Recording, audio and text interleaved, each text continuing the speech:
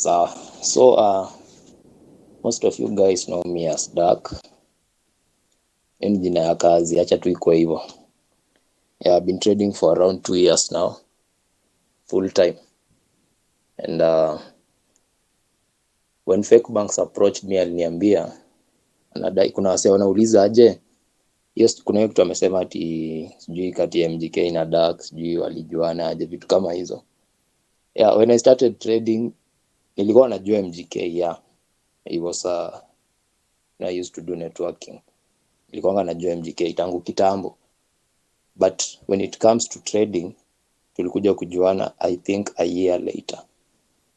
Yeah. So we'll talk about that. So personally, I've been trading for 2 years, and what I can tell you guys, it's not easy. This trading is not easy from experience. So I don't know, maybe on your side it's easy and so on, but from my experience the last 2 years haijakuwa rahisi juu even right now, yeah, you can see my results and so on, but I still do things that I used to do maybe 1 year ago. Let's say if I used to backtest, if I used to make mistakes and so on, I still backtest and so on. So I'll take around 30 minutes and tell you maybe a little bit of my story. That's not so important because we're not here to motivate each other, right? So nitaongea kiasi ka story kangu, and then what I think you can do to be better as a trader. So we don't want to be that perfect 100%, but we all strive to be better, right? Yeah. So what made me to start trading? I used to be a Bitcoin vendor back then in the 2019 and so on. So Bitcoin had spiked up badly, like ilikuwa isha hit sasa the 6M cash. Hawezi anza kubuy tena Bitcoin moja. So he wanted another type of trade business that can sustain us. So I tried binary options. If you guys know what binary options are, trading options, like those apps like Binomo, like the one you see on YouTube, the expert options one, those types of trading. So I tried that. I started there. So we were trading with some guys. We used to trade Euro USD. It's given us an option, but you trade it 1 minute up and down, the something like that. You guys can relate. Yeah, so that's where my trading journey started. That's where I first saw an up and down. Yeah, in Bitcoin we have the chart, but Bitcoin vending is different from Bitcoin trading. There you buy, sell at an offer and so on. So it's different. Hapa nilikuwa nimeanza kuona kitu mpya. Ninakuja naangalia chart, I predict the ticks. We invented some mathematics, use a calculator. We wait for around, I don't know, that 7 ticks, put up, down, all that stuff. But it became hard, right? So always humans, we want an easy way out of something. So we went further to look for signals for those they call options. Pale Telegram, jamaa decided, I think he has around 200,000 subscribers. He sent those signals daily. So uko hapo, signal inatuma up, down. That's why we started trading. But it was kind of hard because that guy is sending a signal. It's a 1 minute tick. By the time the signal is loading, by the time you place it, by the time it closes, he's in profit, you're in a loss. So tukasema hii kitu ni tricky, right? So Telegram pale kutembea tukapatana na wanaitwa aje Pakistan. So Pakistan akatuambia pale ile kizungu ya fund account very fast, tukafund, tukaoshwa. Yeah, so all that stuff, we've been through all that. We've used signals hapa Kenya za wase wengine siwezi wa mention na check. But at the end of the day, after wandering through the forest, I came to notice that in trading, according to the testimonies I saw on YouTube and so on, I came to notice that in trading, somebody might tell you something that will help you somewhere, but at the end of the day, you're the only person who's responsible for your growth. So you have to sit down and come up with a way you'll work or something like that. You need to come up with your rules and so on. So I was really into this trading thing because my first deposit was a flip. I used Xness. The first deposit was around $3 back then. So my first deposit, I flipped it. I tested that money from the market and I was hungry for more. So I really wanted to know, how does this thing work? So I got back to the drawing board, went back to YouTube. I knew nothing about mentorships. I knew nothing about Forex courses. So I started learning trading on YouTube. Okay, so I could go there. I'm taught about Ichimoku cloud strategy. So my chart has a very big cloud. I've used all those indicators, but the results were not promising. So with time, as you venture into a field, you get to interact with people.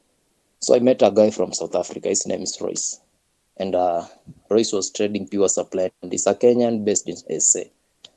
So he told us, simwambia pale Binary tulikuwa na trade na Memorial. Yeah, they told us that Royce told us, I can show you guys how to trade. So he was in some group of traders in the UK, but he was in SA, and he's a Kenyan. Sasa ni rahisi kuelewana. So Royce told us, I can show you guys how to trade and so on. Yeah, was very interested. Nacheki ukichekingi tu entry ya trader unasema msee ni mkali. You can just look at somebody's trade na useme msee ni mnoma, hata setup tu, hata vile amepiga analysis yake. You can just look at that na ujue this person is better than me. I can learn from them. So Royce hakuwa anatufunza kitu. Kazi yake ni kututumia trades. He trades only gold. So mimi nikafund account. So trade inakuja pale, we place.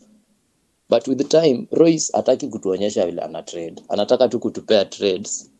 He wanted to show us aje trades zangu ni kali, so nataka niwapee kazi. Lakini ndio niwapee kazi, nunueni signals zangu kwanza. Sasa story ya signals tena tulitoka hapo. So story na Royce tukaweka kando. But from when I went back and took all his charts and analyzed them, nikaangalia, there are some things this guy is marking that are similar. So I didn't know what was that, but he was just using supply and demand. So I could see and mark some candlestick, then places his order there. Checking. So I went back. I asked my fellas wangu, si kitu tufanyie research. So after doing research, meeting some guys, tukajoin supply and demand. So I left all those indicators and so on. I started trading supply and demand. Supply and demand, I learned it from the Fivers on YouTube as well, and some other documents from the Fivers, those guys with the prop firm. So with time, I came to notice that supply and demand is not the only thing you can really incorporate into the market. I knew nothing about fundamentals, but in my first 4-5 months, I could see some huge moves at times. Nimetulia tu hivi. Candlestick ni kubwa ajabu bana. Candlestick imejaa kwa screen pale. So I wanted to know what happens. So mimi nilikuwa najua every first Friday of the month gold inasonga vibaya sana. I loved gold a lot. Gold and NAS 100. So you see, I'm learning and I'm trying to grow. I want to learn. I'm trying to explore something. The more I do research, I find out something new. So I came to do my research. What happens on these Fridays? I knew about non-farm payrolls and so on. So I started to understand, not to really understand fundamentals, but to get a hint that we have some fundamentals in the market and they affect price in this way or the other. So with time, supply and demand pale win rate yake imeanza kunibo. I wanted to learn something new. So my learning curve was quite big because I didn't settle on one thing. I wanted to know something better. I thought there's a holy grail somewhere, the best strategy I can find. If I keep on learning, doing research, I have a lot of books I've written about trading. I have a lot of books. I printed a lot of stuff. I have files zimeja. I was thirsty to be a very good trader, right? I was thirsty for that, to have those entries and so on. So nacheki ukisonga, you interact with traders on YouTube, on Telegram. There are very many channels on Telegram. There's those open groups for South Africa and the UK mostly. I was in those groups. I used to see how those people trade, and then try to take some terms they mention in the market, because I had nobody to show me do this and this. There's a guy who was called Chairman Scalp. I don't know where he went, but he had some very nice trades on gold. He used to trade, I think, gold and GBP USD. So I used to follow his trades as well. But he didn't mention terms, so I didn't really get which kind of strategy he was using. But with time, I could understand. You just sample somebody's charts, unaona tu vitu similar. You learn. So doing that, after learning supply and demand, all those stuff I've left behind some. I had cut off a lot of indicators. So I was left with around maybe the Bollinger Bands. Yeah, I usually use them until now. So with time, as you grow, if you post charts, hey, kumbe hata unafanya hivi, naona you meet people and so on. So we met with some guys, and there's a guy from the UK. He was looking for traders. He's a Kenyan. He was looking for traders from Kenya. He wanted to fund them and build some trading station for them. So this guy akatupata pale Facebook, akapata beshte yetu Facebook. He knew that guy from Facebook, akamwambia unaona trade this guy from FB mwenye walijuana na yeye. He traded for a while. So they interacted, and huyu msee akatuambia niko na msee ako UK anaweza tu fund. Unaona? So personally, as I trade supply and demand, I was very profitable. The win rate was around 40%. If you know what you're doing with 40%, you're profitable. But I really wanted to be better. Unaona? So nikasikia msee wa UK, ebu trade zake, msee ni mkali, let's interact. So we started interacting. Pale sessions majioni, around 4 juu yeye ndiye anaamka hiyo time. Napiga session hadi 10 jioni. I was not in that session atufunze. Alikuwa anataka kujua tuna trade aje. So we were around 4 guys from Kenya, 1 guy from Botswana, then na yeye wa UK. So we interact, anatuuliza wewe una trading aje, una present pa una check. Then before we start, he tells us today I'm looking at this and this. Then I later came to realize that this guy is trading ICT. Ona, there were some terms alikuwa na mention, sijui London kill zone nini, and I was confused. Sasa tena kill zone imetoka wapi man? So tulikuwa kwa demand and supply, unaona. So I came to realize this guy is trading ICT very fast. Nikatafuta ICT. There's a guy we learned together in high school, alikuwa amesoma ICT yote 12 months, akanipea leaked course pale. So mimi ndio hiyo nimetoka supply and demand, nimeingia ICT very fast. So I studied ICT, ile kusoma yote kurukaruka. Unaona? I just wanted to take out the important points from that course so that I want to be profitable very fast. Nikasoma ICT yote. Yeah, but just going kavida unarukaruka hivi na cheki. So I've forgotten about supply and demand now. I'm into the complex stuff. I started getting confused. Na cheki. So with the time, my win rate ikaanza kupungua.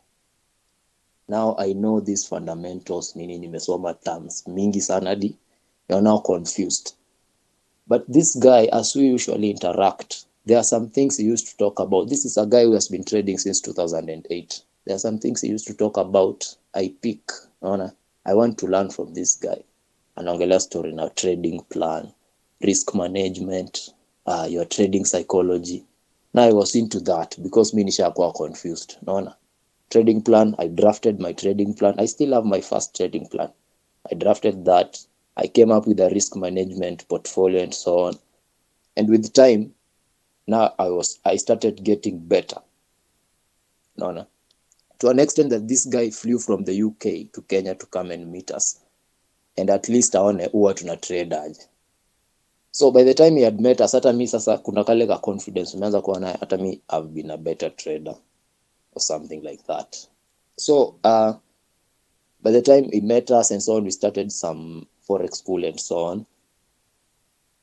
That's now where I met MGK as a trader. Previously I knew MGK, tulikuwa watu networking. But I came to meet him there as a trader. So mi nikaendelea kutrade. But now as I trade, I came to know that as a trader, you need to be disciplined. You need to backtest maybe your system. You need to have rules, a set of rules that you follow. So as I backtested, I started filtering out a lot of crap that I had learned previously. So I started backtesting. I did research. How do you backtest as a trader? I found out pale unafaa you come up with some questions. So I used to sit down. I used to be in the market from 3 to mi nilikuwa naingia market 3. Hata MGK hata show we used to trade together from 3 na siku mzima, session zote kutoka Asia hadi jioni. Sasa saa hii hatuko market. Usiku saa 6 we have a session together. We arrange on how we'll trade the following day. So hii time tumemaliza session ndio naamua kama nita backtest ama I'll backtest mid session the next day. For example, I have a trade during the London session, inaanza kurun. To be distracted, nakimbia pale market, naanza ku backtest. So I come up with a set of questions that I want to backtest. Nasema if I'm backtesting something on gold, what do I want to see? I come up with a question. Maybe I want to see how does price play out on gold during the London and New York session? What happens during the London New York overlap? So as I backtest, I'll put the London the sessions indicator so that I know the overlap and so on. Then I pick a set of data, maybe 3 months data, naanza ku backtest. Napiga backtest, I document, I come up with the results, conclusion, bas. So that at least next time if I see something similar. So I started trading from my results of the backtests and so on. Yeah, kusoma inakupea tu content. Lakini ndio uelewe algorithm ya market, you have to backtest whatever you've learned. Whatever, it doesn't matter where you got it from. Whatever somebody taught you, whatever you learned anywhere, just go and backtest it, uone inawakingi aje. Unaona? Backtest pale. At some point, as you backtest, when you see something similar from what you backtested, sikimbie uiweke kwa live account. Angalia win rate yake iko aje kwa demo account. So you backtest your system, you document it so that you can have a set of rules, you have conditions to consider maybe before you execute a trade and so on. So when you are forward testing, you're trying to see the win rate.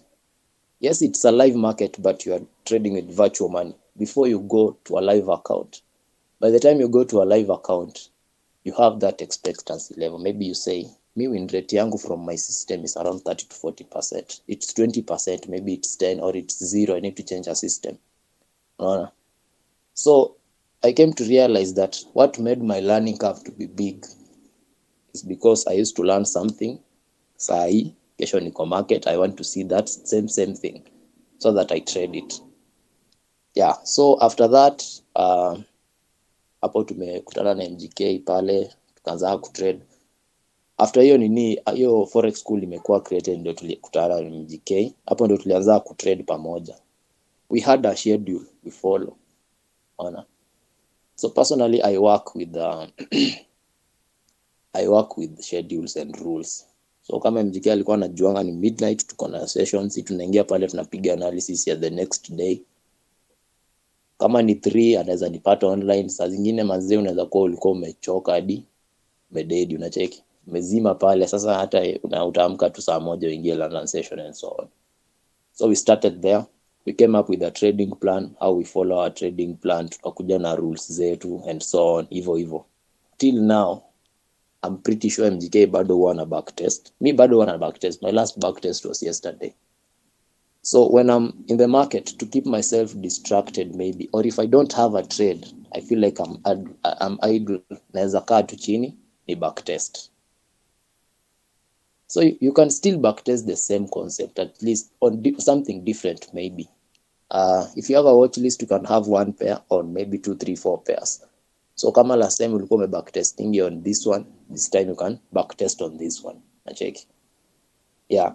Then from my experience again, I can tell you, hata kama uko na mentor, even if you have a mentor or not, at the end of the day, most of the work itakuwa tu yako, because this person will not help you to become profitable fast. No, he'll just shorten your learning curve. Atakwambia hivi, because they are teaching you from their experience. You learn things faster, no. But you still need to know, you need to understand yourself. How do you react to these things? So trading is not just about analysis. Sasa nishapata content nakimbia ku trade. No. Trading is about we also have other things, money management, emotion management.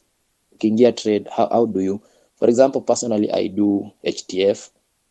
If it's 4-hour structures, I'll do H1 entries. So nikiona trade nakuja entry yangu, I'll start preparing myself psychologically. I'm about to hold a trade. Unaona? Ndio nisikuwe na ile tension ati nimeamka nikapata trade kwa entry nikaingia. No. I need to be ready to hold that trade. I need to be ready niseme I'm holding a trade on GU tomorrow. So I'll look at my account's performances. Ni account gani sija hit maybe weekly target. So I'll trade on this account. What am I going to risk? Before I start looking at what I'm going to risk, my trading rules, how do they dictate? I have a daily drawdown of this. Unaona? So kama niko na daily drawdown ya hii na niko na trade moja, risk yangu itakuwa hivi. Hii risk ikuwa hivi. Am I comfortable to lose this money? Am I willing to lose this money? So if I'm willing to lose that money, that's okay. So I calculate my risk. I place that trade. I had prepared myself psychologically. So hata ikiwa triggered, iende reds, I'll be calm. No. The reason why most people exit trades prematurely, emotion management. So emotion management, you won't learn it trading a demo account. You'll learn it from trading a live account, because ukiingia pale live sasa ndio utaelewa. Mimi nikihit a sell, how do I feel when I hit a sell? How do I feel when I win? When I win a trade, I feel like opening 1,000 more positions and so on. When my trade goes to profits, I'm so excited. I want to add positions. You need to understand yourself before you get into the market. So the market are very rough, but you don't have to be rough. Just be calm. Unaona, ukiingia market pale, kuwa na routine. What time do you get into the market? I get into the market maybe 1 hour before London Open. Pale, what am I looking at? I'm looking at these key levels that I had during my pre-market analysis on Sunday. So on Sunday, umepiga pre-market analysis yako.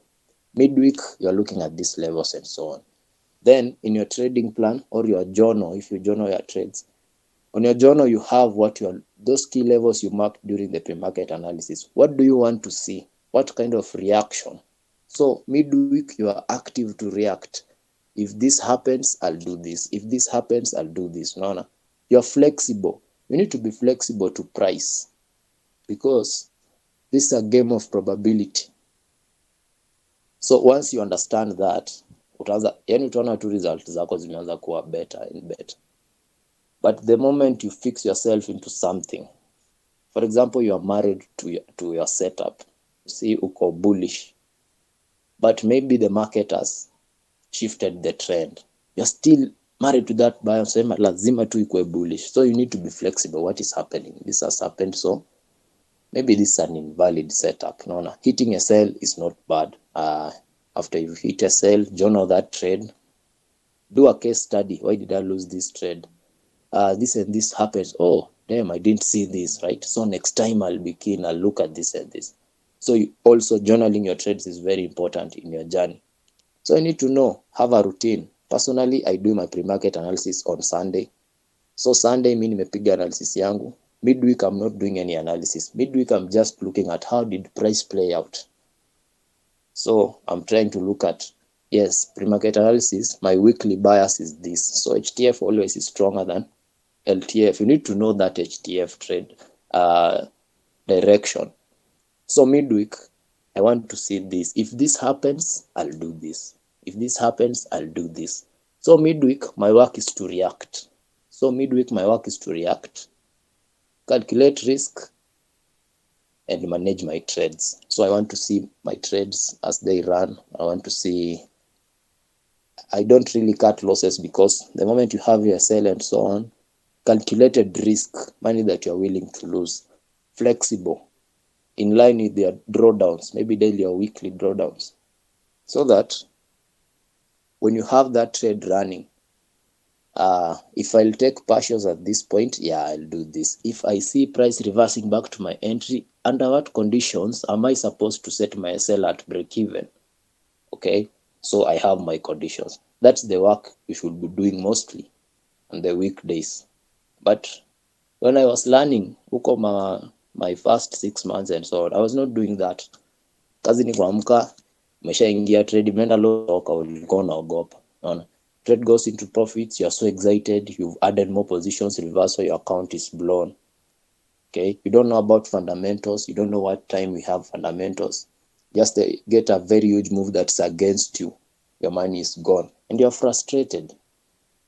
So you need to understand what happens in the market. Okay, first, you've understood what is happening in the market. Next, how do you react to that market? You personally, at the end of the day, ni wewe tu utakuwa hapo na MT4 yako na maybe lapi yako. You're looking at this and this. It's end week today. Broker inaweza kutumia statement ya this week. You look at that. You should review your broker statements. That's where your reality is, not your setups. You might have a successful setup, but uko kwa broker ulitokanga midway, ulikuwa unaogopa hii trade imeenda against me or something like that. So you need to know this is how the market works. The market opens at this time. Sessions open, they usually shift. You need to understand that. On Sunday, you need to look at the fundamental calendar. So you know on this time I shall be looking at these pairs and so on. If I have active running trades and I don't really trade fundamentals, I should either close my positions or make them risk-free. You need to know that. So after you've known how the market works, you have a strategy, you backtest your strategy. Okay, so you backtest your strategy, you document, then you try it on a demo account, have that expectancy, see how it plays out and so on. Then try with some money on a live account to at least know your emotions. Okay, and come up with rules for emotion management. Rules are like, ukiweka trade one imeenda red, you're like, no, I want to close this trade. Okay, but why should you close that trade? By the way, trading is not just it's not about having sniper entries. Getting sniper entries is not easy. So just because you don't have a sniper entry does not mean you are wrong. At times you'll have drawdowns. So having a drawdown, it means you're holding a red. Okay, and that red gives us mental torture. You need to know how do I deal with this. So for example, mimi nilikuwa nimeona nikiona red nashtuka.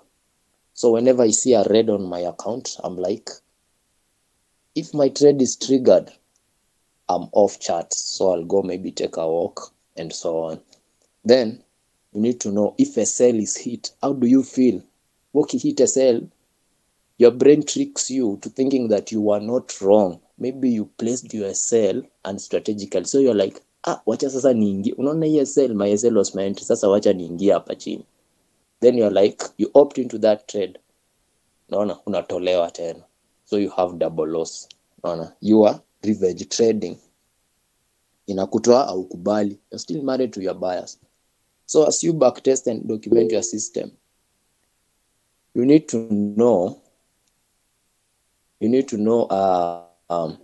SL unaekanga wapi. Most people say SL unaeka tu chini ya structure, unaona, but under what conditions? Unaweza kuwa ni your BH4 kwa SL ya 100 pips, unaona. So you need to have those conditions all in your system personally.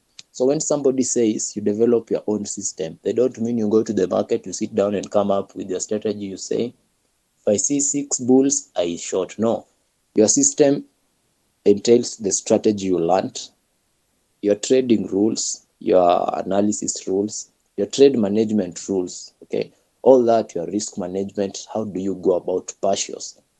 Under what conditions do you take partials? What percentage?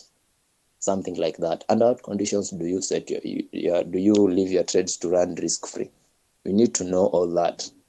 Okay, so after I learned all that the hard way, you mean nilikuwa napigwa kidungi, inabidi nimefanya hivi, napigwa kidungi, unaona. So after you've learned all that, and then you now be composed. Kwa tu trader ko composed, unaona. Interact with guys, learn from them, unaona. Then follow your rules. Discipline in trading is very hard because these are rules, self-made. Na mimi waambia wase wangu always, kuna rules hata kwa country, hata shule, vile mkiwa shule. There were rules there. They were set by somebody else. But we did not follow those rules. So imagine following your own rules. If you can't follow rules zenye mekwa na serikali, umeambiwa vijana msivute bangi, jioni ndio hao nyinyi mnavuta bangi. You can't follow that and it's put by the government. It's very hard to follow your own rules. So by the time you start following your own rules in trading, it will also just reflect in real life. If you're not disciplined in real life, there's no way you can be disciplined in trading. So you need to adjust yourself, compost and so on. So that's what I can tell you guys. For a test, back test, hizo stories zote. By the time you go to a live account, wase wengi ukuwa na strategy kali, but they are not making money because they skip these parts. Naona? Then they feel frustrated. Because zile simu sana natumia strategy yangu na naona do. Mimi siundi do. What am I doing wrong? Go back to the drawing board. Start from zero. It's never too late. Weka chini na ujipange tu vizuri. That's what I can tell you guys. Yeah, that's what I learned the hard way in my 2 years of trading. So me by sai, I usually follow my rules. Nispendi kelele mingi. Mi bora nimeingia market, I have my trades. I hit TPSL pale, kuhold trades zangu, mi naweza tulia pale WhatsApp, post memes na cheki. We interact with guys and so on. So from my trading journey and experience, that's what I can tell you. Nobody's coming to save you ati sasa kuna msee fulani sasa amesoma trading atakuja kuambia ndio hii strategy and next week you're profitable. It's nothing like that. Then you need to be ready for maybe losing streaks and so on. You guys can relate. Yeah, I think my time is over. MGK.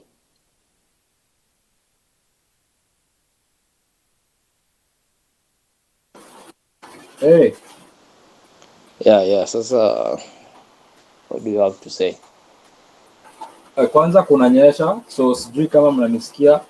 Ndio imeanza, so maybe itakuja kuwa loud baadaye.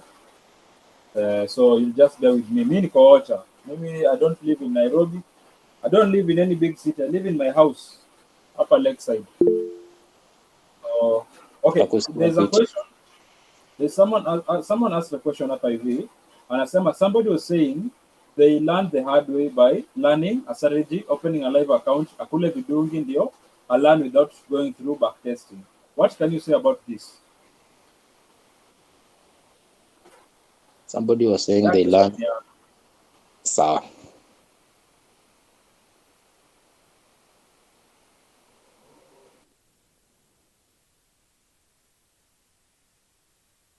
Mepotea. Mimi kitu naweza mshow kwanza hadi hii ndio nimeongelea tu sasa. I've talked about learning something and going live. No. I've told you guys, trading is a process. You can't cheat on a process. Kama ni process, kama ni kuna ingine hapo tulifunzwa high school sijui solve process. Something must happen for another thing to happen. So steps, pole, unaona ni kama mtoto akigrow. Ataanza mtoto hatazaliwa leo kesho ashakimbia. No, pole tu. These are steps. So learn something. Learning, by that you can learn everything in the market in 1 month. You can learn everything in 1 month. Utaweza kaa chini usome kila kitu, lakini ukiingia kwa market hivi live uchanganyikiwe in 2 minutes. So learn something fast. By learning, understand what is this, maybe if you do supply, what is supply and demand? What do guys mean when they say support and resistance? Unaona? What are fundamentals? Learn and understand kwanza, unaona? Now, in trading, it doesn't matter how much content you have. No, the algo will do what it's supposed to do. So you need to know how you'll react to it. Unaona sasa ile content you understood from your strategy, that is not enough to help you know how to react to the market, how to do your analysis, and so on. So you learn something. Fika pale trading view, lipia. Kuna other softwares za kupiga backtest zako kama inaitwa aje, software FX, FX replay. You can backtest with all those softwares. So fika pale, lipia hiyo, backtest your system. backtest vizuri. Unajua ukilipia hata wewe huwezi taka hiyo time isha kado yako imeenda bure, so you want to really utilize that money. Backtest your system, document your results. This is what will help you when you're now trying to learn something. There is a reason why we have a demo account. When you download MT4 or MT5, you're given a demo account first. There is a reason. Traders don't know that, most. So they skip that part. Yeah, na download MT4 leo, kesho ame create broker, asha fund account. So there are steps. You learn, backtest, document, forward test. Forward testing is trading a live market on a demo account. Backtesting is replaying a dead market. So you are backtesting market ya kitambo, price action yako 201, 202, 2012, 2010 and so on. Okay? So after you've forward tested, so whatever you are doing while forward testing. So forward testing, you need to, hizo vitu zako, risk management, entries unaangalia, hizo vitu zote sasa vile ziko tu hivyo uzilete kwa live account. So by the time you are live, at least you have some confidence. But ukiona mse aliingia tu trading akasoma strategy, ndio kesho na trade live, huyu jamaa kuna kitu utagundua. Maybe ameweka trade kaenda against, ashaenda kwa mse fulani, maybe amemtumia screenshot akamuuliza nifanye aje, wewe unaona aje, ni close ama ni hold? In those guys. So don't be that guy, okay? So learn, backtest, document, forward test, ingia live, ukomse compost, songa. It will take time. Yes, it will take time, but it's worth it, right? But the moment unaruka step moja, at some point we have luck in the market. Unaona msema ameweka $100 akaunda 600. Hiyo isha kuharibu akili, because you will ever chase that man. You want to flip and so hautawahi tena. Blow account. Utasikia msema ase, nilikuanga na flip kali lakini hajaifanya kama hiyo tena. Ona, it tricks your mind. So trading is not easy, by the way. Ona. Then as you come to a live account, if you have a 30% win rate, you still have 70% deficit. For 10 trades inamaanisha unakulanga TP 3 na unakula sell 7. You should be ready emotionally, because now live account ni pesa, and that's now where trading kills us, because you are using your money. It's not like the 9 to 5 you go to work daily and month mtu fulani ndio anakupea do. No, hapa you put in your money, trade that money to make money. So you are trying to fish money from those guys, unaona.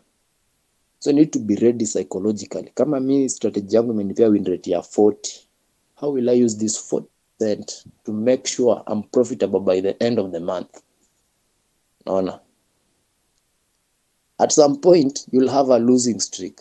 Una lose trades wiki mzima, wiki mbili.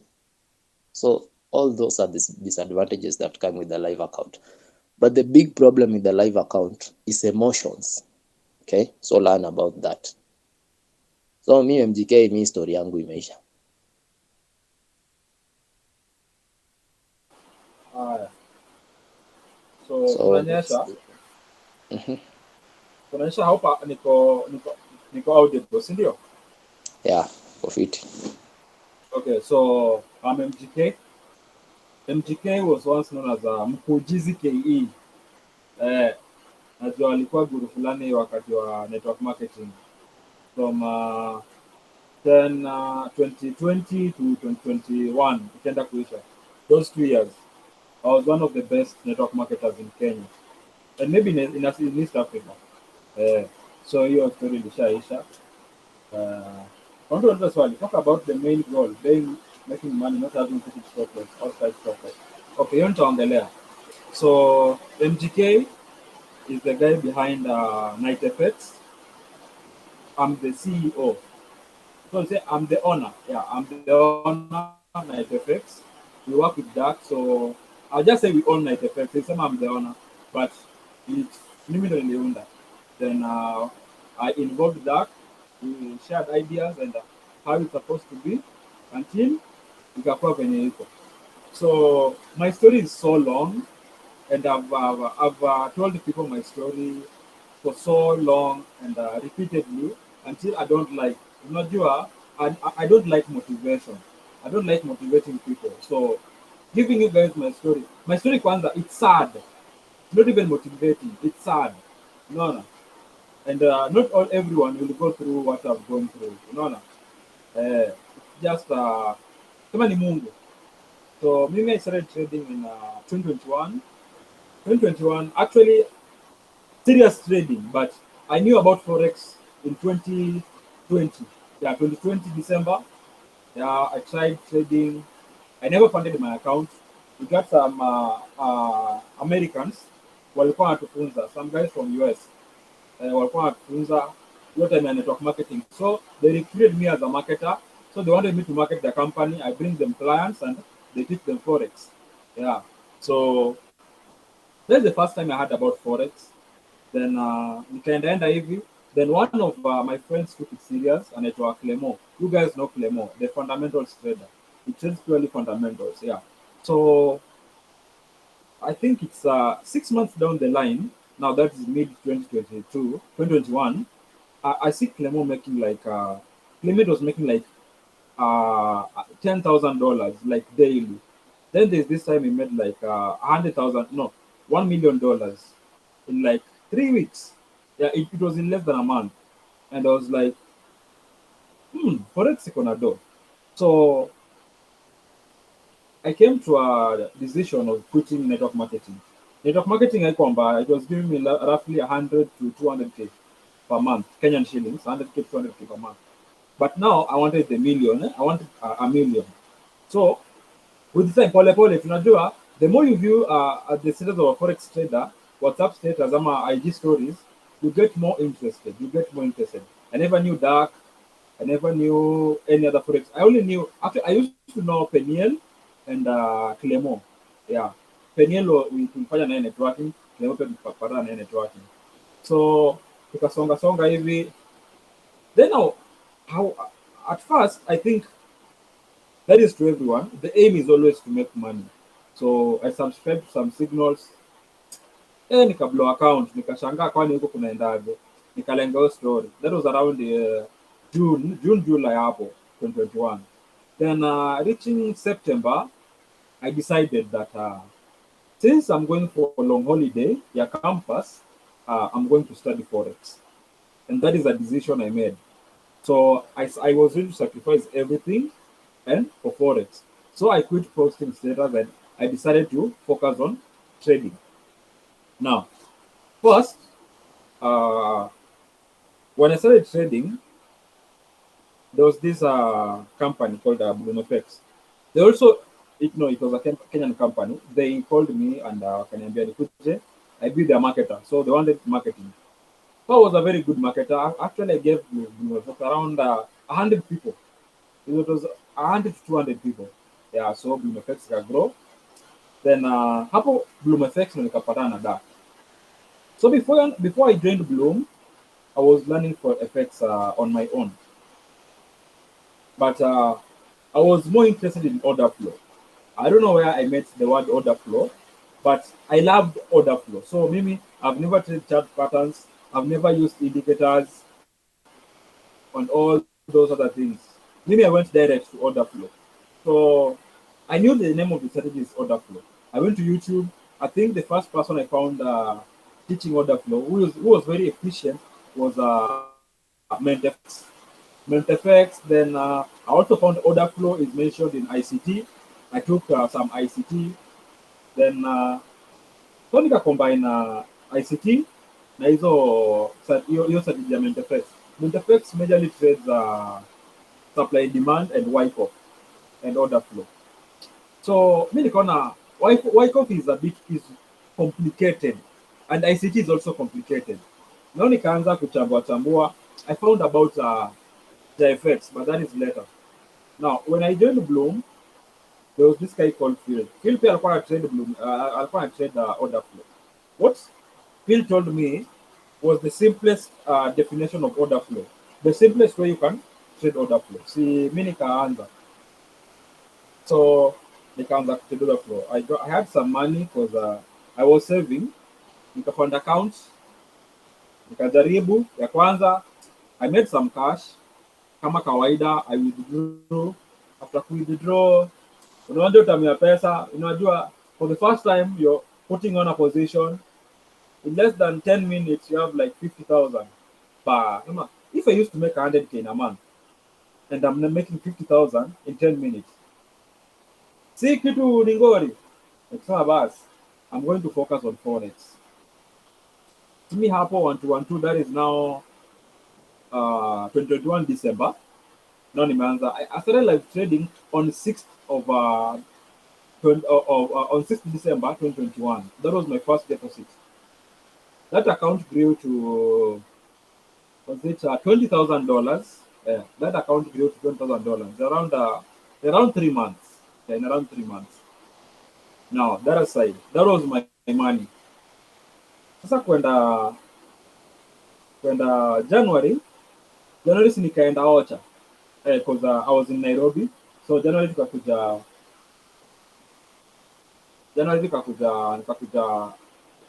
December hiyo holiday nikakuja home. Time nilikuwa mgori. I used to trade only gold. Nilikuwa mgori kafaki. Nilikuwa mgori. Like I was doing my analysis zingine ngori. Hizo 3 days I was home, I gave out fire setups. Mpaka nikashangaa. Alafu sasa unajua, it's normal. It's a normal like for a normal human beings, tunakonga na tendency when you win a lot of trades unajiona kama uko god mode, unajiona uko god mode, so unaanza kujiita guru. Hapo sasa nikaacha kujiita MGK, nikaanza kujiita MGKFX. Nikaenda hapo kwa bio nikaongeza MGKFX. Now I was now a forex trader. I never knew what was waiting for me. Mimi sikuwa najua what was waiting for me. So hiyo time hizo madoni nilikuwa nimeunda, I withdrew, was running some projects huko home. Hapa hivi kwa familia kuna building kwa zinajengwa, then bomo ilikuwa inafensiwa, kuna shamba ilikuwa inalimwa pahali. So I spent almost everything between December 2020 to January 15th. I almost spent everything. Now I went back to Nairobi. Now my sis tukiwa home, sasa tunajua leo niko na do. My elder sis akaniambia, I have some money, I want you to trade. Akanitumia $400. Si account nikaweka hii kitu kwa account. So najua ile mimi, like my win rate was almost 70%. Man, I used to rarely lost trades. My trades were fire trades. I was catching gold, like in a day would have 3 trades, zote fire. EU, zote fire. Then the way I used to trade fundamentals is the way I still trade fundamentals up to now, but with just a bit modifications. I used to just go back into the data, into history. I never knew it was called backtesting, but I just used to go back in history, look at what happened during that news. Niangalia, unajua sasa mimi sika dark mwenye alikuwa na learn from himself. Me, I used to know Clemon trade fundamentals. So I knew basics because alikuwa anishow. Hii hapa inaitwa hivi, hapa inaitwa hivi, hapa inaitwa hivi. So me being a fundamentals trader, all thanks goes to Clement. Then so nilikuwa na backtest. Kulikuwa na form ka December. Form ka December I gave out 2 setups. Ya EU na GU. Fire setups. Those setups zilivana mse. Nilikula sniper hadi TP. Sniper, I think that was the first time I made like 10R. But in those days, sikuwa nazita R, I just used pips. Sikuwa na just reward. I was just catching 100 pips, 50 pips, 150 pips, and I'm good. So January was good. Tukasonga vizuri. Now, here comes February. Just na trade account ya Cs. Account has grown from so because alinipa ido around 28th of January, was ni salary akanipea.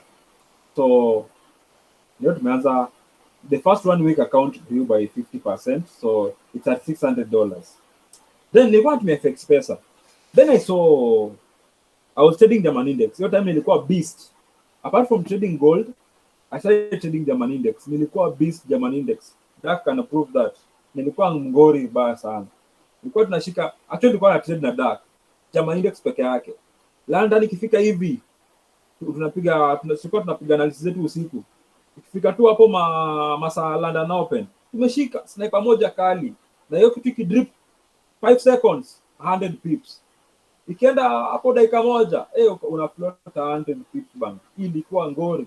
So nilikuwa trade na FX Pesa. If you look at FX Pesa, there is a DE30 and I think it's DE30 roll and DE30, is it H2 or M2? By that time it used to be H2. So I never knew that there's a slight difference in volatility between DE30 and DE30H2. Sikuwa najua kabisa, sikuwa najua story. Sasa this day nikasema leo si trade DE30, acha nijaribu DE30H2. Na DE30 minimum lot is 0.1. Then kuna DE30H2 minimum lot ni 0.01. But nikasema because this DE30H2 DE30 is 0.1, this other one I'll also trade 0.1. So because I used to open 3 positions, 0.1, 0.1. So also these other I set limits 0.1, 0.1, 0.1. Manze sikujua there is something known as contract size. I never knew there's something known as contract size. Alright. So the E30 has a contract size of 1. The E30H2, I think it's either 50 contract size or 100 contract size. I never knew. Sasa ngori ilikuwa sijui nili happen London, nili happen huko UK. Mse the E30 ilianza kudrip na nilikuwa na buy. Ilianza kudrip. I said ilikuwa around 50 pips. 50 to 100, 50 to 70 hapo. Because RR ilikuwa around 1 to 3, so 50 nilikuwa na target kitu 3R, that is 150 pips. So I said ilikuwa 50 pips. So hii kitu ikaanza kudrip. Nikaona hii kitu imetap to entry hivi na float negative $50. Nashangaa kwa nini kitu ni gani? Because hapo inafaa kuwa na float negative $0.5. Naona niko negative $50. Ikapiga drip moja tena ngori. Naona account iko negative 150. Hizi ni gani? Ikadrip tena kidogo. Account iko negative 250. Nikaanza kutetemeka sasa. This is feeling I've never had in Forex. Mimi nilijua Forex ni analysis ni sure bet. Piga analysis, weka trade, weka limit order. Unakuja na kuwa triggered hadi TP. See, naanza kujiuliza. Rada hii kitu leo ni gani? Ikadrip tena. Sasa unajua floating loss ni around 20 pips. Account nayo iko around negative $200. Ikaenda negative 300. Nikasema niko na do fulani hapa hivi kwa bank. Chap nika transact do kwa bank, nikatuma M-Pesa, nika deposit, nika top up. Haya. Ikaenda negative 400. Najiuliza kwani rada ina approach stop loss, bado hajafika stop loss. Negative 500. Nikasema acha nifunge hii trade. Sio ni kama itarudi. Nikafunga. Msee, it was like 10 minutes. 10 minutes of how should I call them? The worst 10 minutes of my life. Msee, nilikuwa na sweat, nilikuwa natetemeka, nasikia baridi, nasikia joto, nimechoka, nasikia ni kama nataka nikimbie. Hiyo ni last year ama bro? Hiyo ni last year ama? 2022 February. Umetrade for how long side? Since 2021 December, live trading. So kufika hiyo time nimeclose trade. Nikajiuliza kwani rada nime happen leo? Nika text Dark. Yote matuko tunaongea sana Dark. But Dark alikuwa impressed. So nimwambia tulikuwa Bloom. So Dark was impressed with my work. I was so determined. I knew what I wanted for myself. So Dark akaniambia tunaweza saidiana. Mse kwanza before everything, Dark used to critique me. Nilikuwa natumia Dark setup ananigrade. Na tuma setup Monday ana reply Friday. Maybe tuma Monday ana reply Wednesday. Nikituma Wednesday ana reply Friday. Nashangaa kwani maguru hivi ndio wao wana behave. So anyway, sita give up. Mimi natumanga tu setup. I used to send him setups na zinaivana. Same to Clement. Clement alikuwa anazichambua haraka. Sasa nashangaa sana. Daka kanitext. tukaanza kusaidiana. So hiyo day sasa, so hiyo ni after tulishaanza kuongea na Dak. Nilikuwa naambia bro, msee leo kuna shit imehappen. Msee leo kumekuwa hivi. Ndio akaniambia kuna kitu inaitwa contract size. Nikasema sasa hiyo ndio nini tena? Sasa akanichanua. Mimi nikadhani niko fine. I think it was on a Thursday. Friday I didn't trade. Saturday I didn't do anything. Saturday I didn't do anything. Mind you, I have a trading plan because mimi I went to learning like order flow direct. No fika huko, you hear my interface saying journal your trades, we must have a trading plan, blah blah blah blah blah blah. So I had a trading plan, I had a journal. You say that journal was fire. Your journal ilikuwa fire. I never knew something about journaling emotions. I'm journaling fire trades. So hadi time nimekula kidungi, hata sijui ni journal nini. I was confused. Then next week, the following week, nikamwambia Dark manze, mimi sioni kama naweza trade tena. Mimi nimelemewa. Akanambia inakuaga hivyo. So hapo ndo sasa tuka come up na kupigana list ya usiku ile extreme sasa. So tuko na plan, tukaanza kujenga plan. Tukaanza ku backtest. Actually hapo ndo point sasa I went deep into backtesting because I wanted to build confidence. You know, I had lost confidence, like flat. Mimi nilikuwa nimeisha. Actually, that was the point I felt like giving up on Forex because pesa nimeblow, si pesa yangu. Na get. Then account yangu, sasa naogopa hata kutrade. So, hata sikwambia sizi yangu video yake iliblow. I mean, mimi nenda tu kutrade. So, that is Feb imeenda. Then March. Sasa Feb inakuwa March, yeah. Then March Bloom ikakuwa na issues, mimi na Dark tukajitoa. So nimebaki mimi na Dark. So hapa mimi na Dark March tukajaribu. Tukasema acha tukama na ka community hivi because unajua nilikuwa nimepeleka watu Bloom.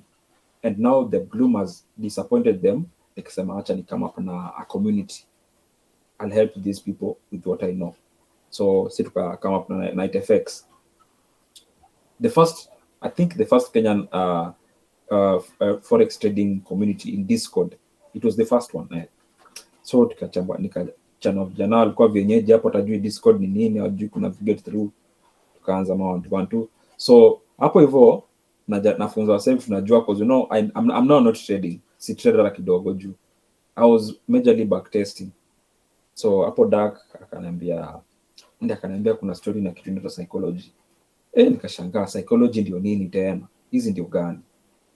So akaniambia vitu hizi zita happen and lazima ujue. So my psychology, like the person who helped me build my psychology was Dark. So the reason I call Dark my mentor because ndio msaniambia hapa inafaa kwa hivi. Unaona? Psychology, that is the most important part in trading, achana technical. If you're not psychologically equipped in trading, all that knowledge you have about technical analysis and everything will go to waste. Hazita kusaidia because when you're not well equipped psychologically, first you will have fear of execution, then fear of missing out will come in, then you will not be that strict on your risk management, you will not follow your plan and stuff. Vitu mingi sana. So Redaka niambia kuna story about psychology. Now I had to take my time and research about psychology, trading psychology. Hapo nikapata na kumbe kuna kitabu inaitwa Trading in the Zone. There's someone called Mark Douglas. Kuna mtu anaitwa Randy Howell. So I started listening to these guys. Yo, umepata Trading in the Zone inakuanga kwa hizi websites, ndio?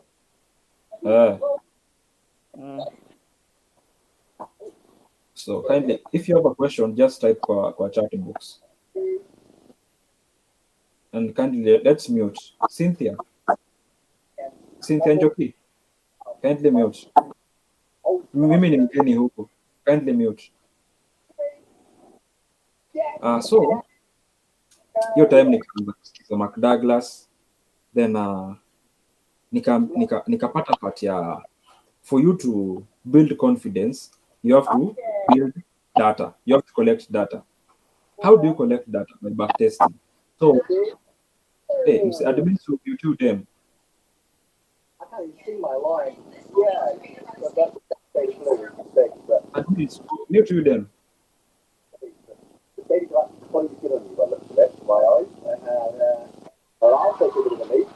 Wait, Cynthia, kindly mute your mic bana. Wait, Cynthia. Ebu the person mwenye alikuwa anajoinisha wasee, ebu asipo mute kindly mtoe tu. Kwa Cynthia. Team naweza wa mute ama umtoe tu. Zimtoe man. I think the host anaweza mute member tu.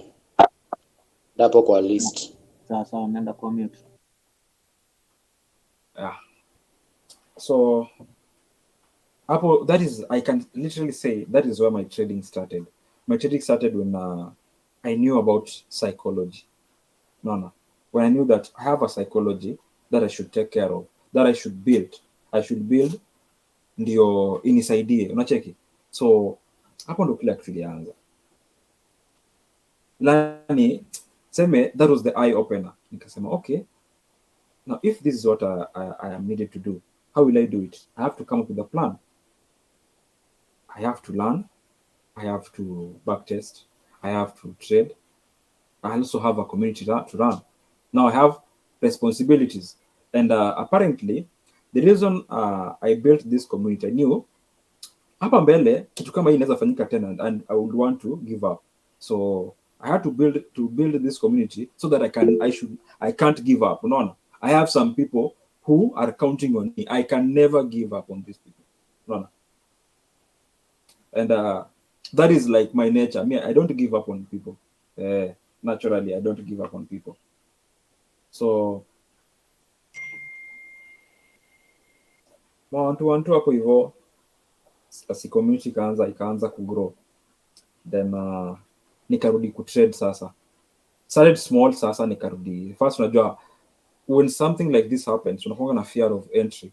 Then I never knew to calculate risk vizuri. Mimi alikuwa enda hapo nachukua 0.01 lot. Najua ni kwa 10 pips na ika kitu kama 0.03 ama 0.04. Unaona? Ikiwa 50 pips natumia 0.01. Unaona? Kitu kama hiyo. The bigger the account, the bigger the lot size. I wasn't risking in terms of account percentage or something. Yeah. Okay, how can you create the account a community since you are struggling that time, bro? I said I created the community so that I can't give up. Remember these people, Mimi, I was the one who referred them to Bloom. Apparently, I think they were the first 10, 20 to 50 people. I think the first 50 people on my community joined for free.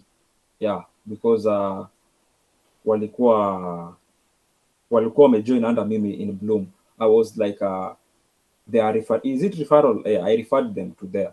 So there was some amount that I earned.